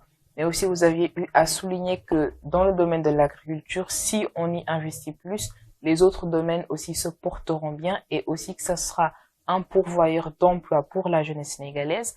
Et vous aviez aussi parlé que sur les terres disponibles du Sénégal où on avait aussi une eau douce, il y a aussi le fait qu'il y a des terres qui sont salinisées et qu'il y a aussi un moyen de pouvoir contourner cela avec les techniques de récupération. Vous nous aviez parlé du fait que c'était le Na, le sodium, n'est-ce pas? Oui, sodium. Qui est la cause de cette principal, mais il y a d'autres éléments également. Il y a aussi d'autres éléments, voilà. Et que les solutions à pouvoir contrer cela, c'était les engrais constitués de Ca, magnésium. Il y a aussi le dolomite, les cendres d'ormutal, la coque d'arachide qui pourront faire en sorte que vous pourriez cultiver dans ces terres et que finalement nous n'avions rien à perdre. Mais vous aviez aussi parlé de l'agritech, le fait d'utiliser des technologies qui vont faire en sorte que vous alliez produire sans danger et que vous n'auriez pas aussi à tout le temps faire de trop grosses dépenses, mais aussi la culture sous serre, une culture qui est beaucoup plus observée dans la culture des fraises, mais qui peut aussi se faire lors de la contre-saison. Par exemple, ce n'est pas la saison des carottes ou du poivron, mais par ailleurs, il y a une solution qui est la culture sous serre qui fera en sorte que nous pourrions toujours produire et satisfaire la population. Et les chambres froides, voilà, la conservation. Les chambres froides également. Voilà, donc Abdoulaye aussi, qui est ingénieur en intelligence artificielle, a aussi eu à apporter sa contribution et nous vous remercions pour cela. Je rappelle que notre invité était Aliou Faye pour cette rubrique, diplômé en production végétale et agronomie, auditeur à EcoCert, directeur général de l'EMAS, l'école des métiers agroécologiques et agroalimentaires du Sénégal. Vous l'aurez compris, Monsieur Faye a beaucoup de casquettes, également enseignant à l'université de Kaolack. Donc avant de clore la rubrique, on voulait juste avoir votre mot de la fin pour ce thème et aussi un conseil pour les élèves ou les étudiants qui veulent se spécialiser dans le domaine de l'agriculture. D'accord. Donc pour terminer un peu cette audience, je veux d'abord vous remercier donc de m'avoir donné la parole et aussi de remercier Abdoulaye qui nous a accompagnés. Donc aujourd'hui on est vraiment au moment où nous avons beaucoup de potentialités. Au regard de ce qui arrive chez nous, beaucoup d'investisseurs aujourd'hui sont riés vers le Sénégal, vers d'autres pays. C'est que on a beaucoup à faire en termes d'agriculture, en fait. Et ce que je voulais dire à tout le monde, c'est que quand on parle d'agriculture, ce n'est pas seulement le fait de la production. C'est aussi les métiers connexes. C'est la logistique, c'est les équipements, c'est le transport, c'est la transformation, c'est les produits dérivés, c'est les équipements, donc c'est les finances agricoles aussi. Donc c'est autant de secteurs qui font que l'agriculture peut se développer en fait. Donc à chacun de jouer sa partition pour qu'on puisse y arriver. Ce n'est pas le fait de faire de l'agriculture au niveau de la terre seulement qui fait de l'agriculture. D'accord. En tout cas, merci beaucoup, Monsieur Faye. Merci. Alors, nous sommes à la fin de notre première rubrique. À présent, nous allions démarrer avec la seconde, qui est la rubrique sur la rubrique tech. Et nous aurons comme invité Abdoulaye Souma pour parler de l'intelligence artificielle. Donc, ne nous quittez pas et soyez à l'écoute pour la deuxième rubrique. 10h midi, 10h midi, 10h midi. 10h midi, 10h midi, 10h midi. C'est votre matinale éducative. Alors, Abdoulaye, aujourd'hui, nous allons parler d'intelligence artificielle. En intelligence artificielle, nous voyons qu'il y a beaucoup de confusion, Oui. beaucoup de concepts qui sont mal compris, de vocabulaire qui sont inconnus du public, surtout par la majorité des personnes et particulièrement au Sénégal. Et nous aimerions commencer par savoir qu'est-ce que l'on entend par l'intelligence artificielle. Ok, merci beaucoup pour cette question. D'abord, pour commencer, je vais donner juste une définition du dictionnaire de Robert sur l'intelligence artificielle. L'intelligence artificielle, c'est l'ensemble des théories et des techniques développant des programmes informatiques complexes capables de simuler certains traits de l'intelligence humaine. Voilà, ça c'est la définition, disons, technique. Maintenant, pour donner une définition très simple, c'est une technologie qui se base sur des machines pour créer et imiter l'être humain, l'intelligence de l'être humain, tout simplement. Ok? Voilà. Donc, en gros, c'est comme si vous prenez une machine, vous l'entraînez à faire quelque chose. Ok? Voilà. Donc, pour faire simple, c'est ça en fait. Voilà.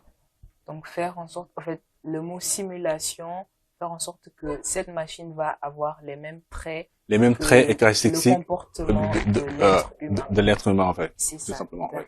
Donc, l'intelligence artificielle, certainement, c'est un domaine vaste. Tout à fait. Et nous aimerions aussi connaître s'il y a des catégories de domaines ou bien les principaux domaines, voilà, que les téléspectateurs puissent les connaître. D'abord, en fait, il faut savoir que quand on parle d'intelligence artificielle, en fait, on peut le diviser en deux parties. Il y a la partie, disons, ceux qui travaillent sur l'intelligence artificielle, qui mettent en place les logiciels, qui mettent en place tout ce qui tourne autour de l'intelligence artificielle. Et il y a ceux qui l'utilisent, les utilisateurs, tout simplement. Ok?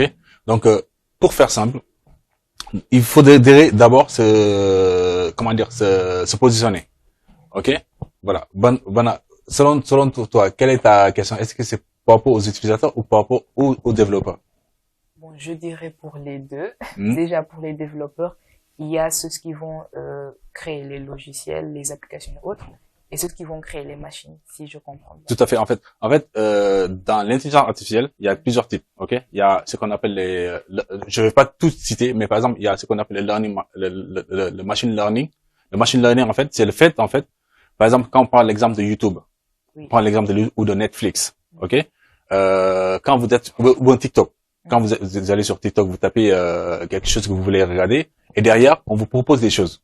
Ok, on propose des choses que vous avez qui est en rapport avec ce que vous avez regardé.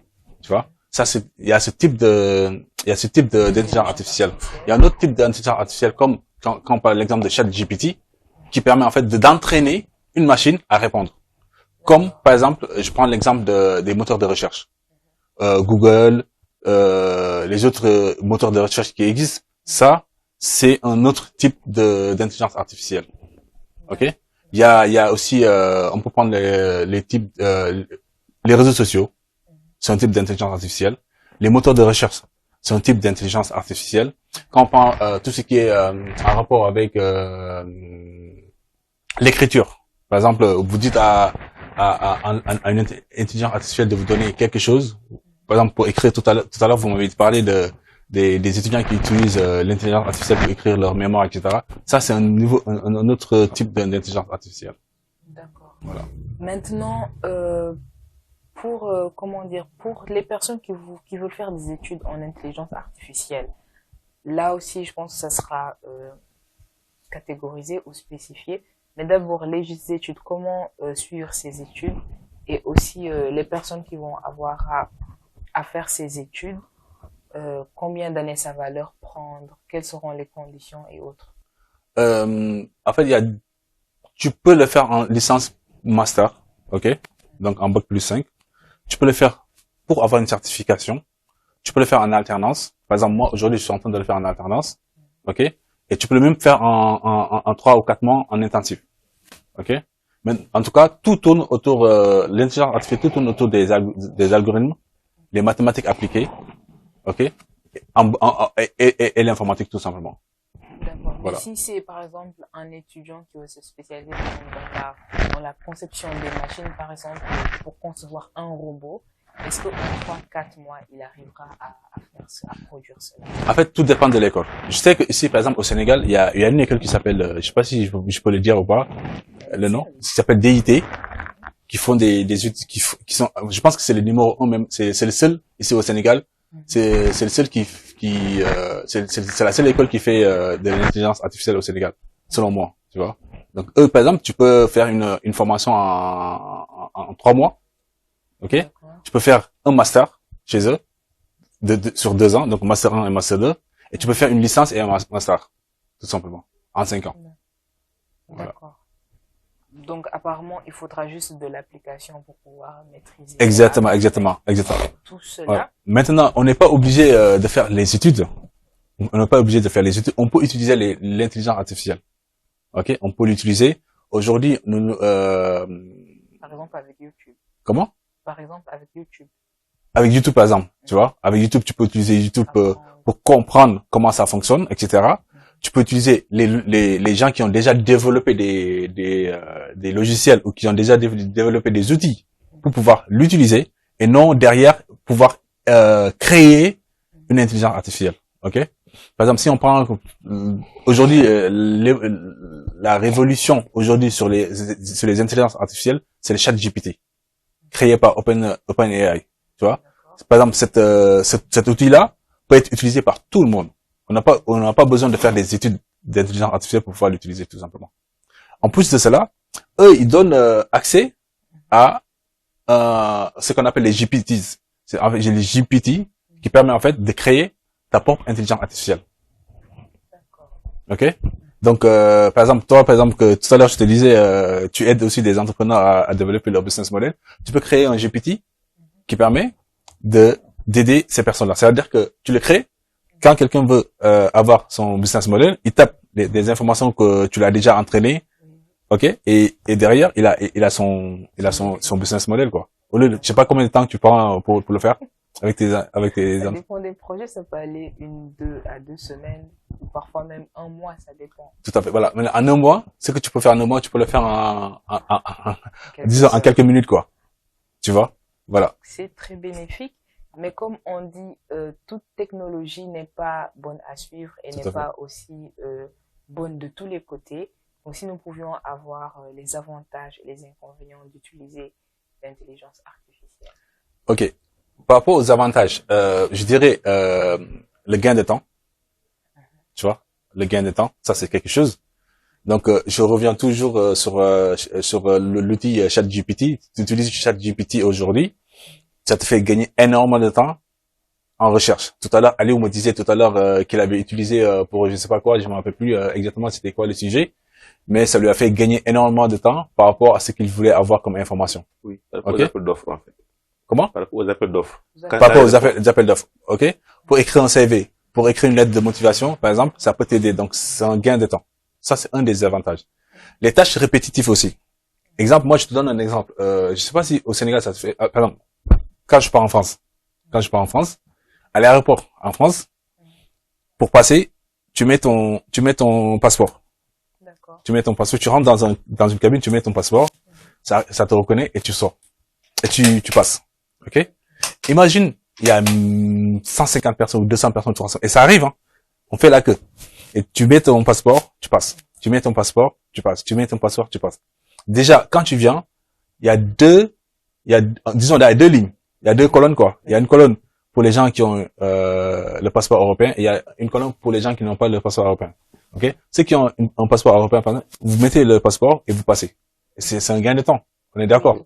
Imagine maintenant si on avait mis un être humain qui doit chaque fois regarder, comme on fait au Sénégal. Au Sénégal, quand tu viens, tu rentres, quand tu sors de l'aéroport, il y a des gens, tu donnes ton passeport, ils te prennent les empreintes, tout ça, etc. et tu passes. Et ça prend énormément de temps. Tu vois? Ça, ce sont les avantages.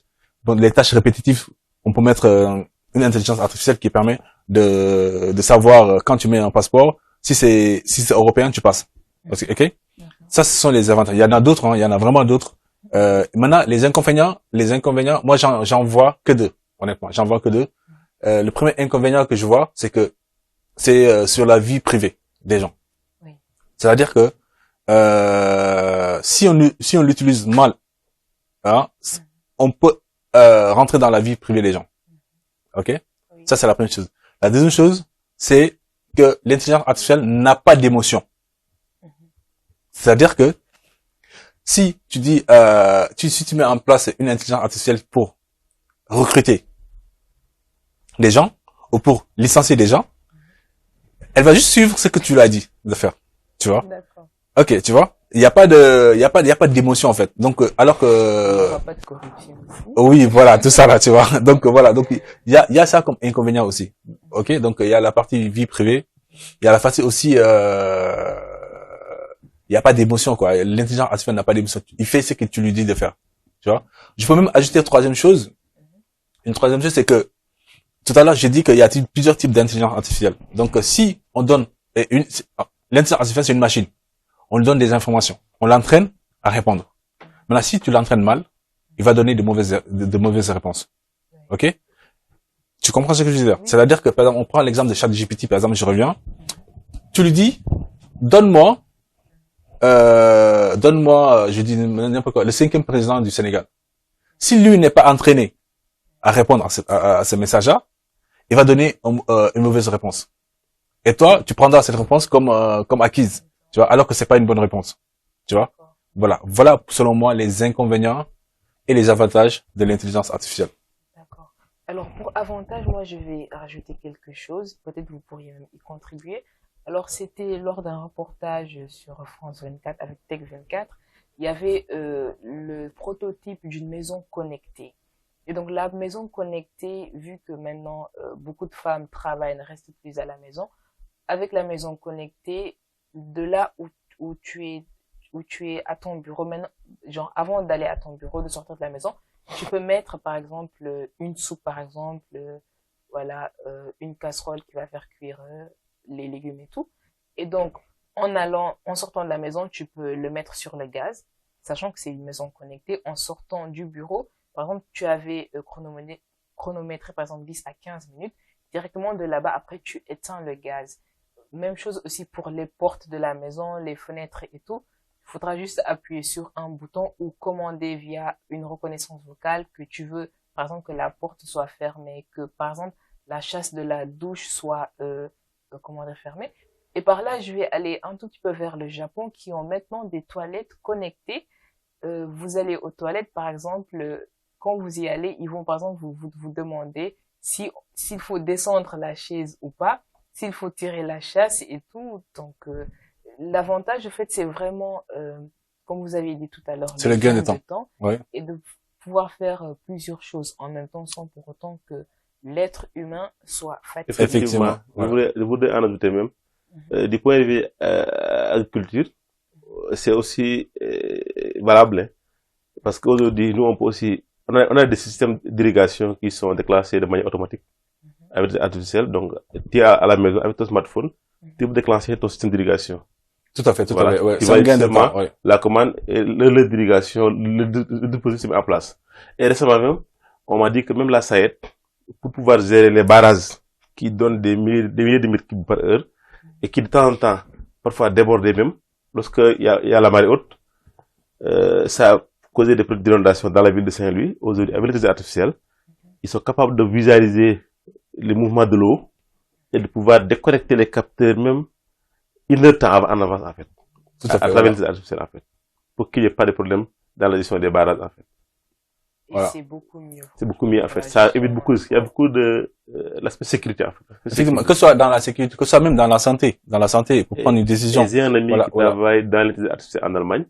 Il m'a dit que c'est avec l'intelligence artificielle qui permet de gérer même les infrastructures routières en Allemagne. C'est-à-dire les ponts, ils sont capables de calculer avec les passages de véhicules la durée de vie des ponts, en fait, et de voir par rapport à la structure, la construction, si vraiment les ponts sont en train de tenir, ou bien il y a des fissures, ou bien les ponts sont en train de se démolir, en fait. Tout à fait, voilà. Donc, en résumé, spécificité. voilà. Donc, il y a la prise de décision. Toute Il décision. y a les gains de temps. Il y a les tâches répétitives. Aider sur les tâches répétitives. Aider à faire plusieurs choses en même temps. C'est l'exemple que tu as donné tout à l'heure. Voilà. Pour moi, voilà.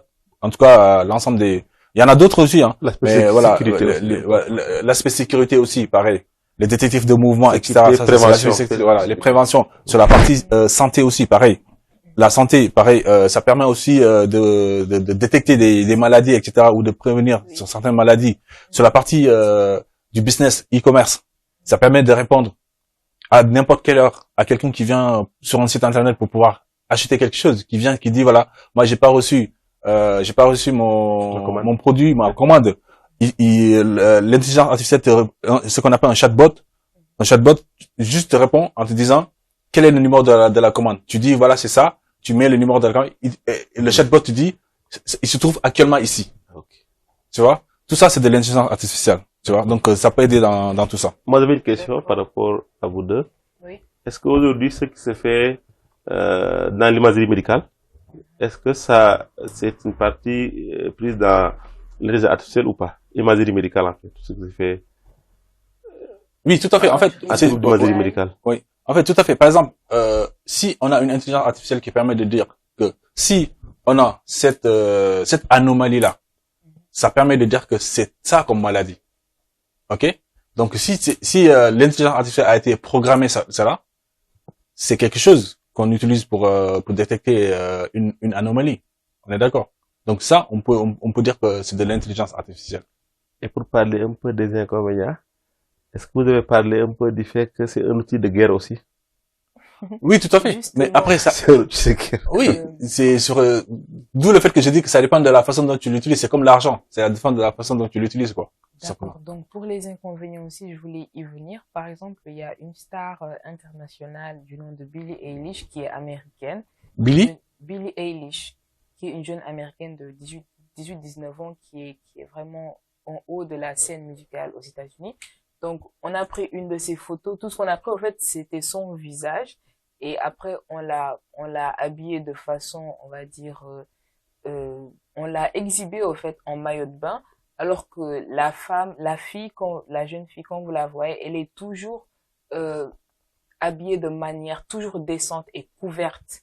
Et donc, cette intelligence artificielle, elle a des avantages, mais aussi elle a des inconvénients parce que elle peut ternir la réputation d'une personne, surtout, par exemple, une personne politique. Imaginons, elle est dans le domaine de la chanson, mais imaginons que ce soit dans le domaine politique ou même dans le domaine de deux pays diplomatiques, on va dire. Oui.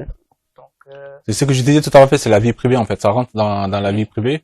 Et puis, autre chose, hein, moi, je peux te donner un autre exemple, pas dans la partie inconvénient, mais dans la partie avantage. D'utiliser l'intelligence artificielle, surtout ici en Afrique. Nous, on est un peu en retard par rapport aux gens qui sont en Europe et en Amérique du Nord. Il y a un entrepreneur américain qui a utilisé une intelligence artificielle pour gagner $18,000 avec $100. Il a demandé à une intelligence artificielle, moi j'ai $100 et je souhaite que tu me montres comment faire pour atteindre telle somme. Puisque l'intelligence artificielle est entraînée à répondre à des questions comme ça, et avec $100, il a généré $18,000 en quelques semaines. Donc l'intelligence artificielle lui a, en fait, en gros, c'est comme si un jeune Sénégalais demande à une intelligence artificielle, je suis Sénégalais, je vis au Sénégal, je suis étudiant en licence machin tout ça, aujourd'hui, je veux me lancer dans l'entrepreneuriat. J'ai que 1000 francs CFA. OK? Je veux que tu me donnes un plan d'action en 4 semaines pour atteindre 1 million de francs CFA. Vous allez voir que l'intelligence artificielle va vous répondre. Est-ce que vous voyez? Mais ça, c'est de l'information d'or. Parce que là, vous dites ça. Aujourd'hui même, vous pouvez l'utiliser. Moi, je peux l'utiliser. Moi, je l'ai déjà utilisé. Normalement, devrait être confidentiel. Oui, mais sauf que... Pas accessible. Comment? Ou pas accessible. Oui, mais sauf que cette information-là, tout le monde peut accès à ça. Ok, tout le monde peut accéder à ça. J'ai fait une conférence en France. Quelqu'un qui s'appelle Philippe Simon, je sais pas si vous connaissez, qui est dans l'entrepreneuriat. Lors de la conférence, on avait invité quelqu'un qui s'appelle Osama. Osama, je sais pas si vous connaissez Osama. Non. Osama, c'est un grand entrepreneur en France. On lui a posé la question de savoir, Osama Omar. On lui a posé la question de savoir, aujourd'hui, comment l'Afrique peut faire pour être au même niveau que les autres, que les Américains et les Européens.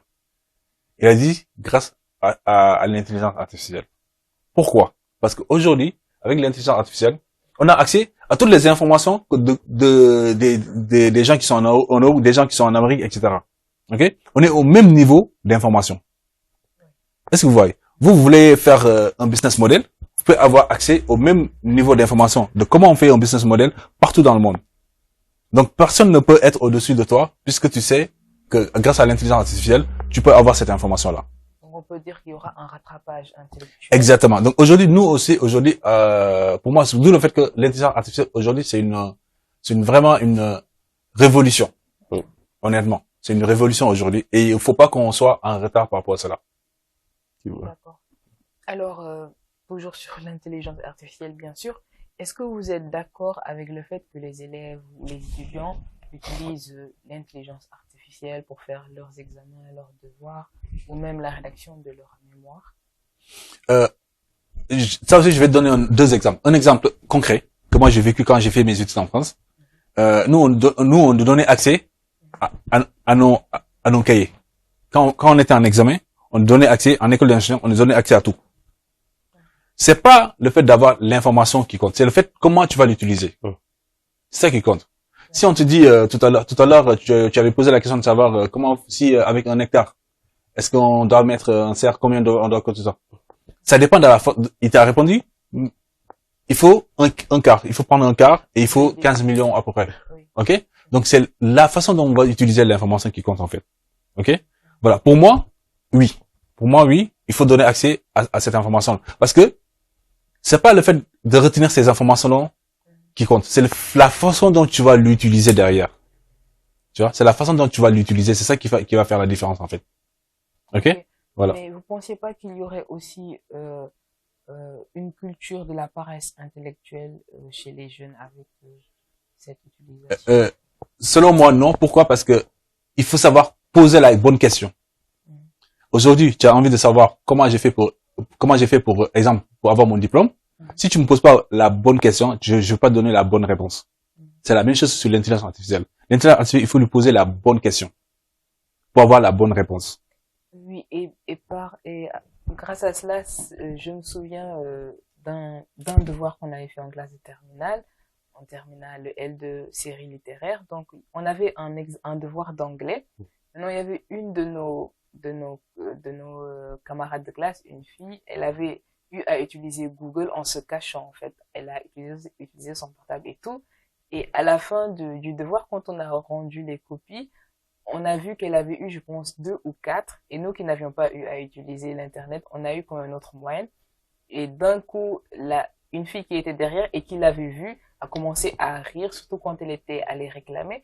Et ensuite, à la sortie du cours, elle nous a dit qu'elle avait utilisé son portable pourtant en anglais et pourtant elle n'a même pas arrivé à avoir la moyenne. Donc là, on se dit qu'il y a quand même un problème peut-être au niveau de la personne parce que normalement avec Google Traduction, si tu sais vraiment comment l'utiliser, tu peux avoir... Tu as bien dit comment l'utiliser. C'est ça qui fait la différence. Moi-même, je te lance un challenge aujourd'hui. C'était pas prévu. Si tu veux, je peux former les gens gratuitement, ceux qui vont regarder cette émission, à l'utilisation de ChatGPT pour aller chercher les bonnes informations. Ok? Ok? Donc, gratuitement. Ok? Gratuitement pour ceux qui vont regarder cette émission.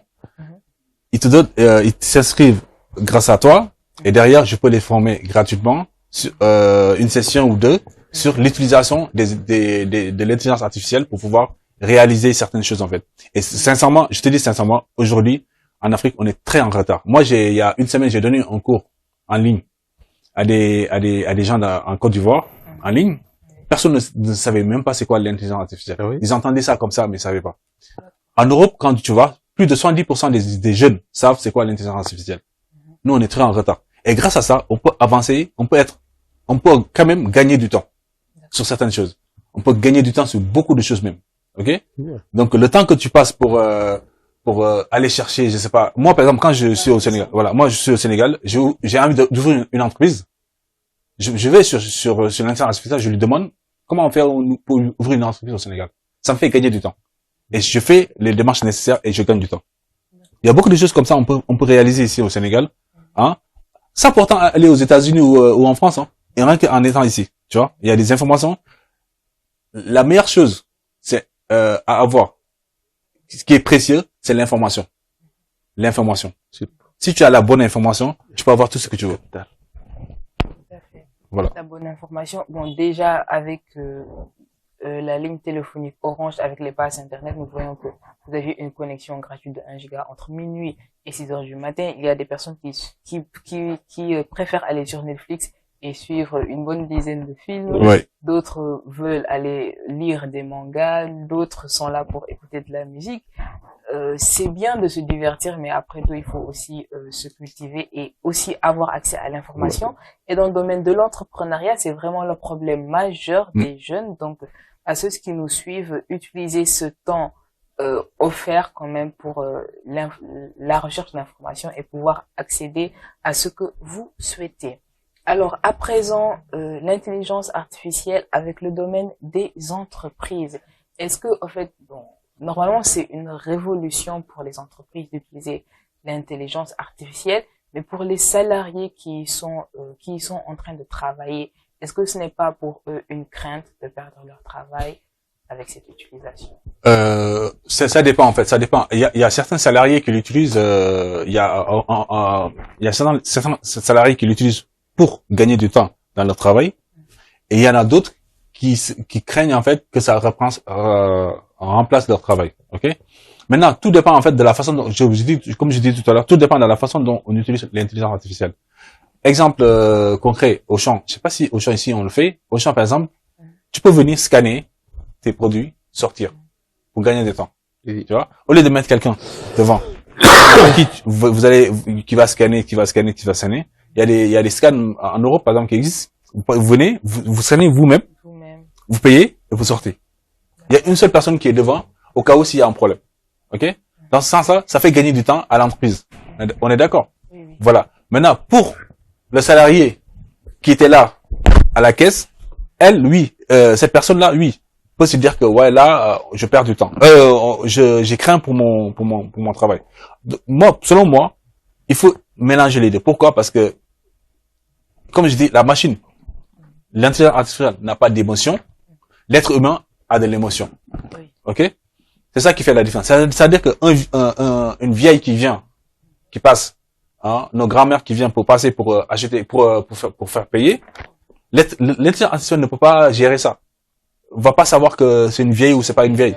Alors que s'il y avait un être humain là, peut l'aider à passer.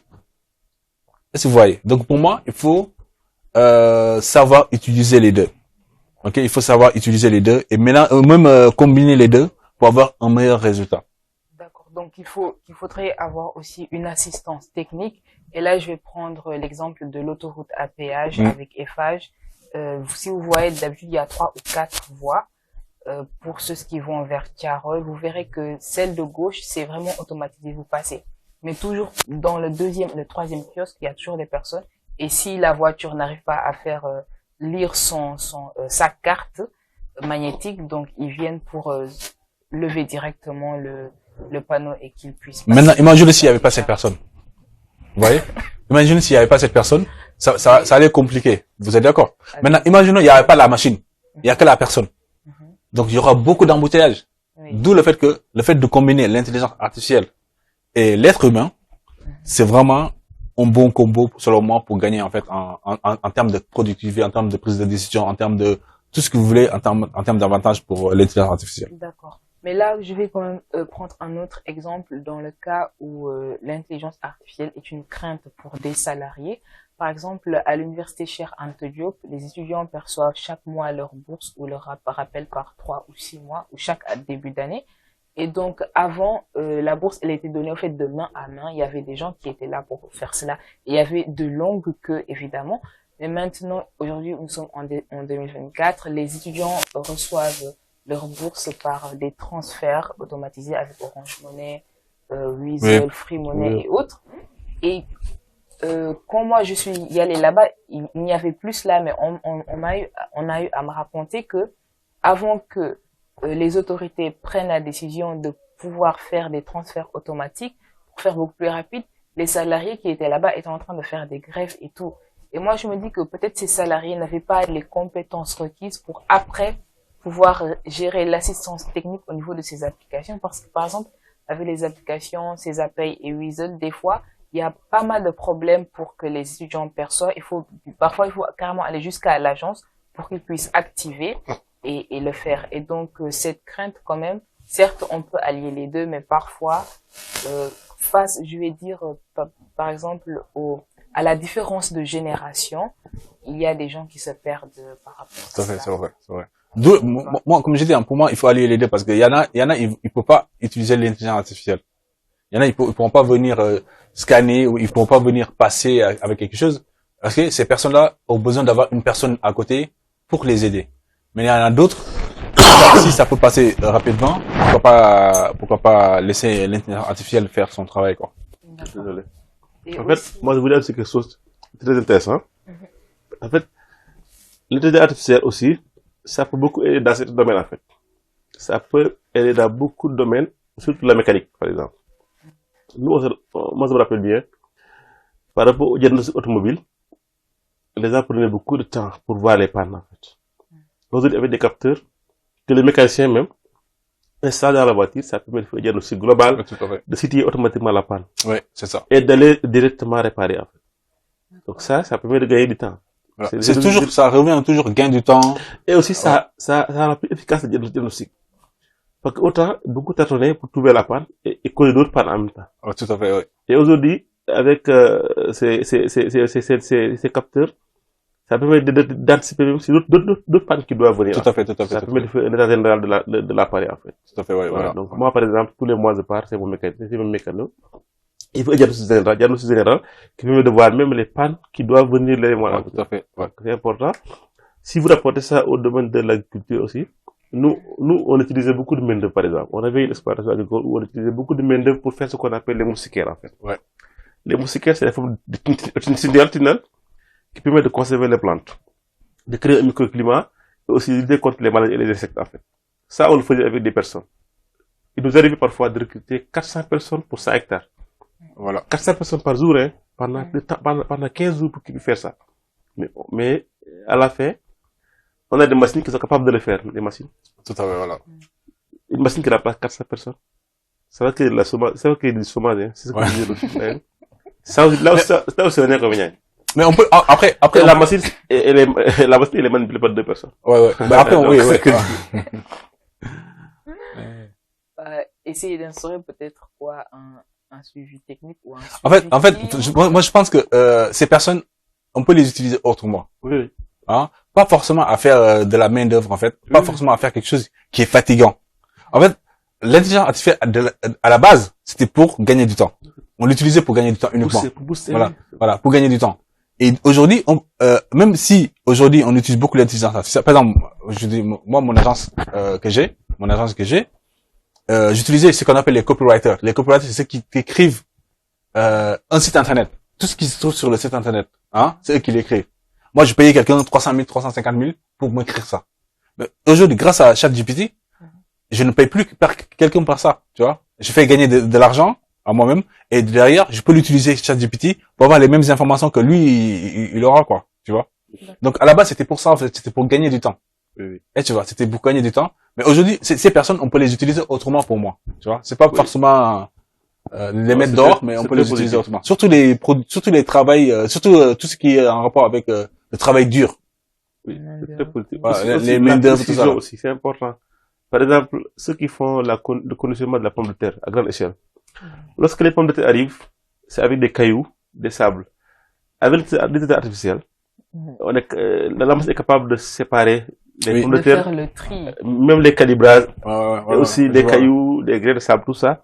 Alors que si c'est les humains, parfois il y a des défauts, en fait. Ouais, effectivement. Ouais. C'est Ça fatigue important. beaucoup. En tout cas, c'est bénéfique, en fait. C'est C'est bénéfique. D'un côté, alors, toujours en parlant d'intelligence artificielle, au Japon, on voit maintenant qu'il y a des robots qui sont mis en place. C'est bien le Japon, hein. Oui. qui ont mis en place des robots qui vont travailler comme aide ménagère. Maintenant, en fait, déjà, est-ce que vous êtes pour ça? Pour ou contre? Le fait de vivre avec ces robots automatisés. Moi, je l'ai déjà fait. Il y a des machines, tu mets chez toi, tu appuies, tu sors. Quand tu reviens, elle te nettoie tout. D'accord. J'ai déjà fait, tu vois. Ça existe. Tu mets la machine, c'est une machine en cercle là, comme ça. Tu le mets là, tu l'appuies. Lui déjà, la machine déjà, elle a fait déjà détecter comment s'est fait la maison. Ok. Après, vous appuyez, vous sortez. Voilà. Et quand vous revenez, elle a déjà tout nettoyé. Ce n'est pas les petites machines en rond, je suis. Ouais, en rond, c'est ça là. Donc, elle nettoie tout, et tu partout, et après, et ça sort tranquille. En tout cas, ça aidera beaucoup les femmes. Exactement. Et c'est ce que, en Europe, par exemple, c'est ce que, en termes d'intelligence artificielle, 90% de la population demande, entre guillemets, d'avoir ces genres de machines-là. D'accord. Tu vois? Tout ce qui est tâches ménagères, tout ce qui tourne autour de, nettoyer, faire la vaisselle, etc.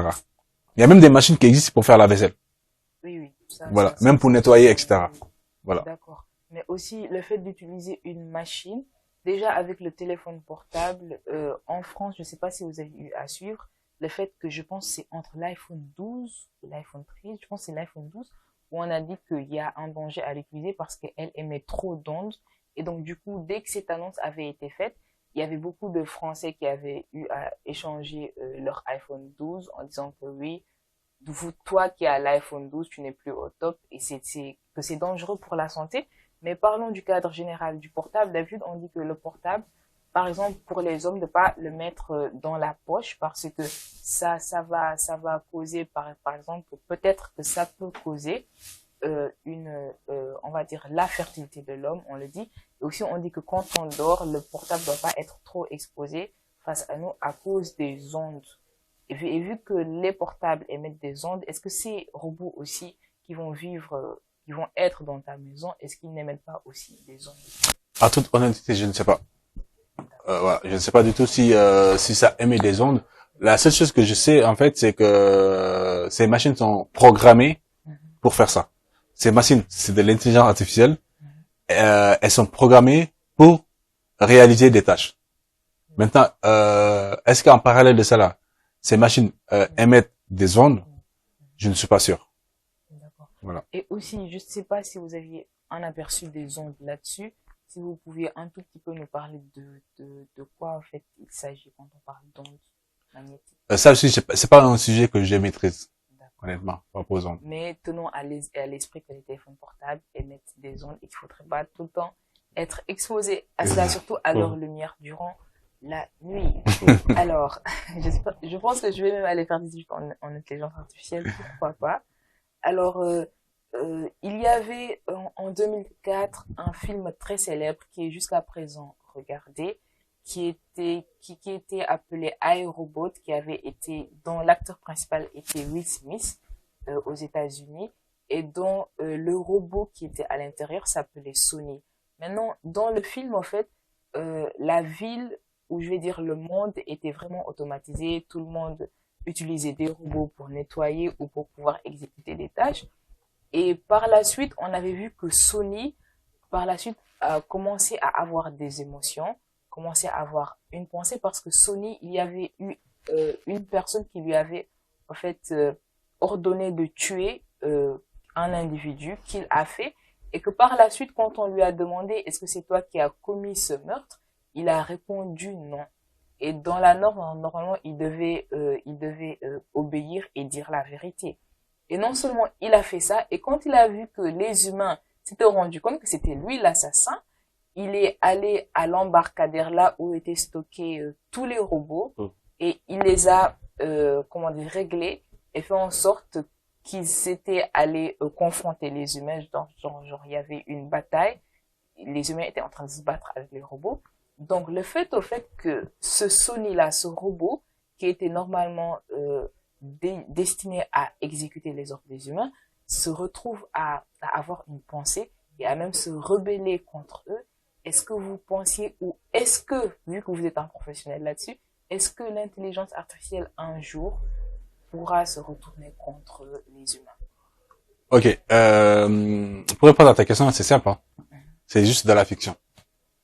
C'est juste de la fiction parce que une machine en fait, il y a une seule chose qui peut arriver, c'est un dysfonctionnement. Ok, un dysfonctionnement. Mais une machine ne peut pas avoir d'émotion. Donc, dans la fiction, oui. Ce que tu viens de dire, dans la fiction dans ce film, oui. Mais dans la réalité, une machine ne peut pas avoir d'émotion. C'est ça la différence entre un homme et une machine. D'accord. Ok? En tout cas, on souhaite que ça n'arrive pas. Ouais. C'est ça la différence entre un homme et une machine, c'est que nous, on a l'émotion et les machines n'ont pas d'émotion, tout simplement. D'accord. Ouais. Et aussi là, je vais un tout petit peu aller dans le domaine de la piraterie. Il y avait des années où, aux États-Unis, il y avait un célèbre agent de la CIA qui avait eu à pirater, je sais pas, des informations et qui était après allé se réfugier en Angleterre. D'habitude, pour la piraterie, n'est-ce pas, c'est l'homme qui doit manipuler. Maintenant, est-ce qu'il est possible, au fait, qu'il y ait un programme mis en place avec l'intelligence artificielle qui permettra, par exemple, de mettre juste une puce dans un ordinateur et la puce elle-même sera destinée à apprendre ce dont elle a besoin? Oui, c'est possible. Ouais, c'est tout à fait possible. C'est tout à fait possible. C'est tout à fait possible que je pirate ton téléphone. C'est tout à fait possible.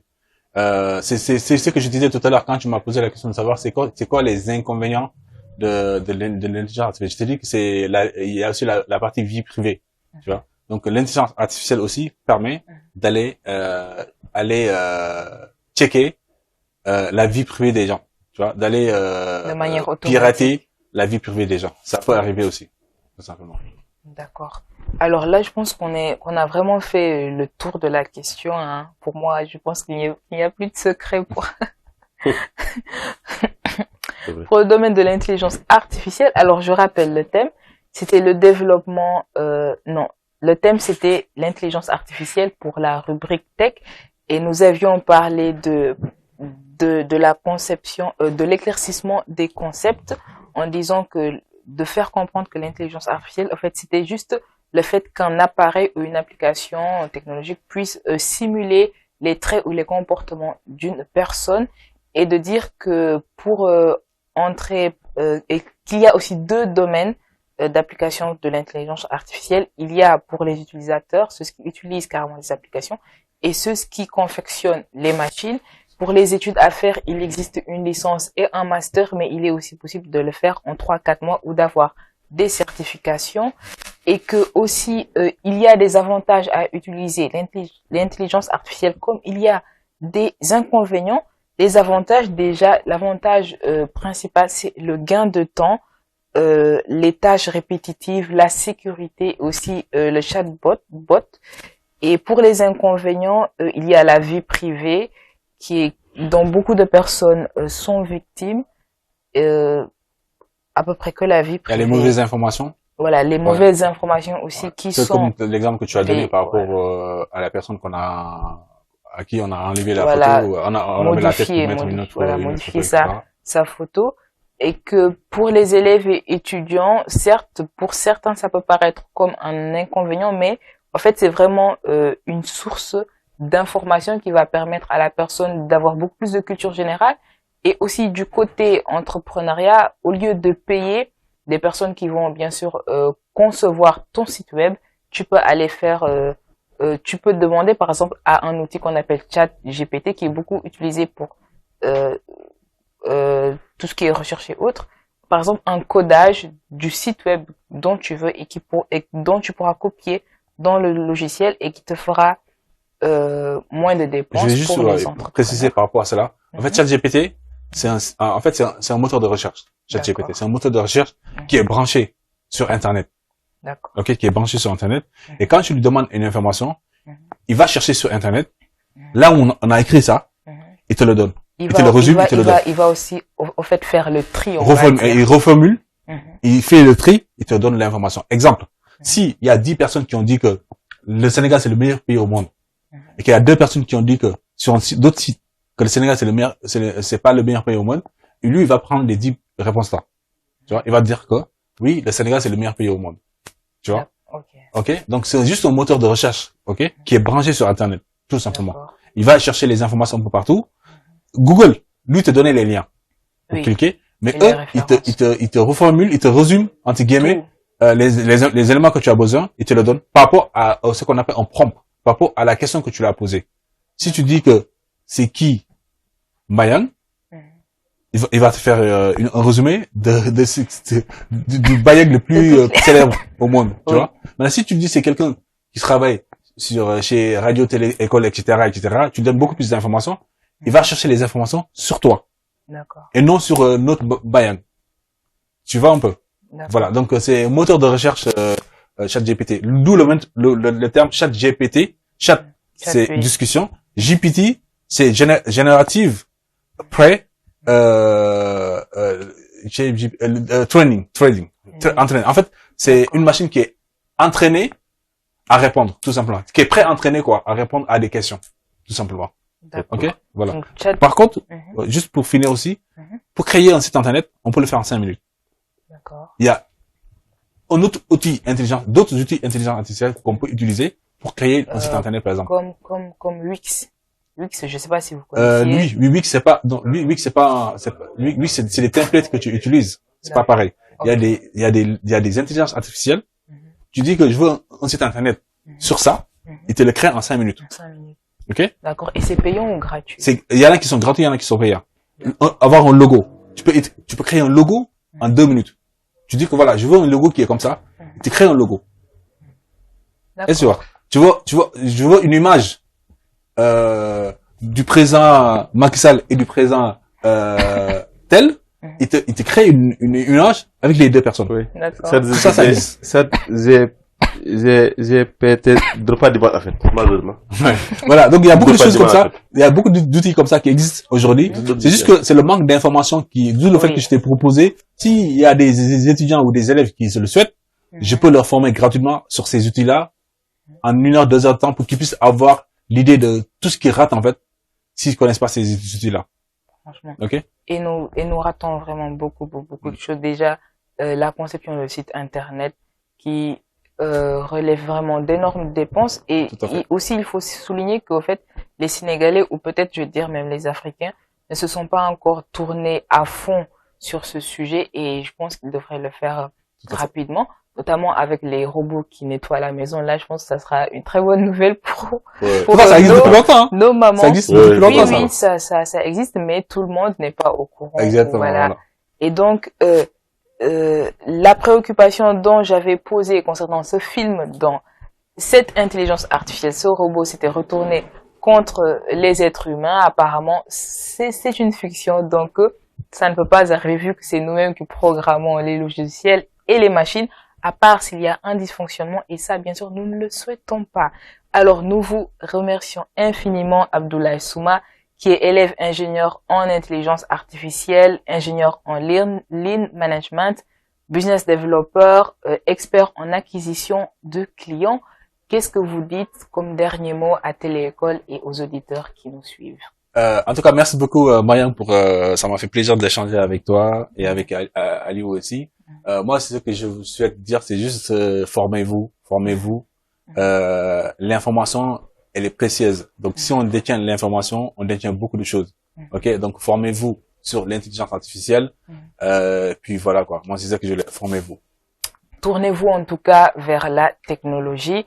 Et nous remercions aussi Aliou Faye, qui est un spécialiste en agronomie et production végétale. Vous aviez eu à participer, à contribuer sur les 2 rubriques et nous vous en remercions vivement. Téléécole est très ravi de vous avoir reçu aujourd'hui sur votre plateau. Alors, nous sommes à la fin de notre émission. Alors, comme toujours, la matinale éducative, c'est du lundi au vendredi de 10h à midi avec des invités de marque, des sujets intéressants qui sont là pour augmenter votre culture générale et aussi vous éveiller en connaissance et en savoir. Alors, nous vous disons à bientôt pour de nouvelles émissions et aussi bonne suite des programmes sur la télé-école. 10h midi, 10h midi, 10h midi. 10h midi, 10h midi, 10h midi. C'est votre matinale éducative.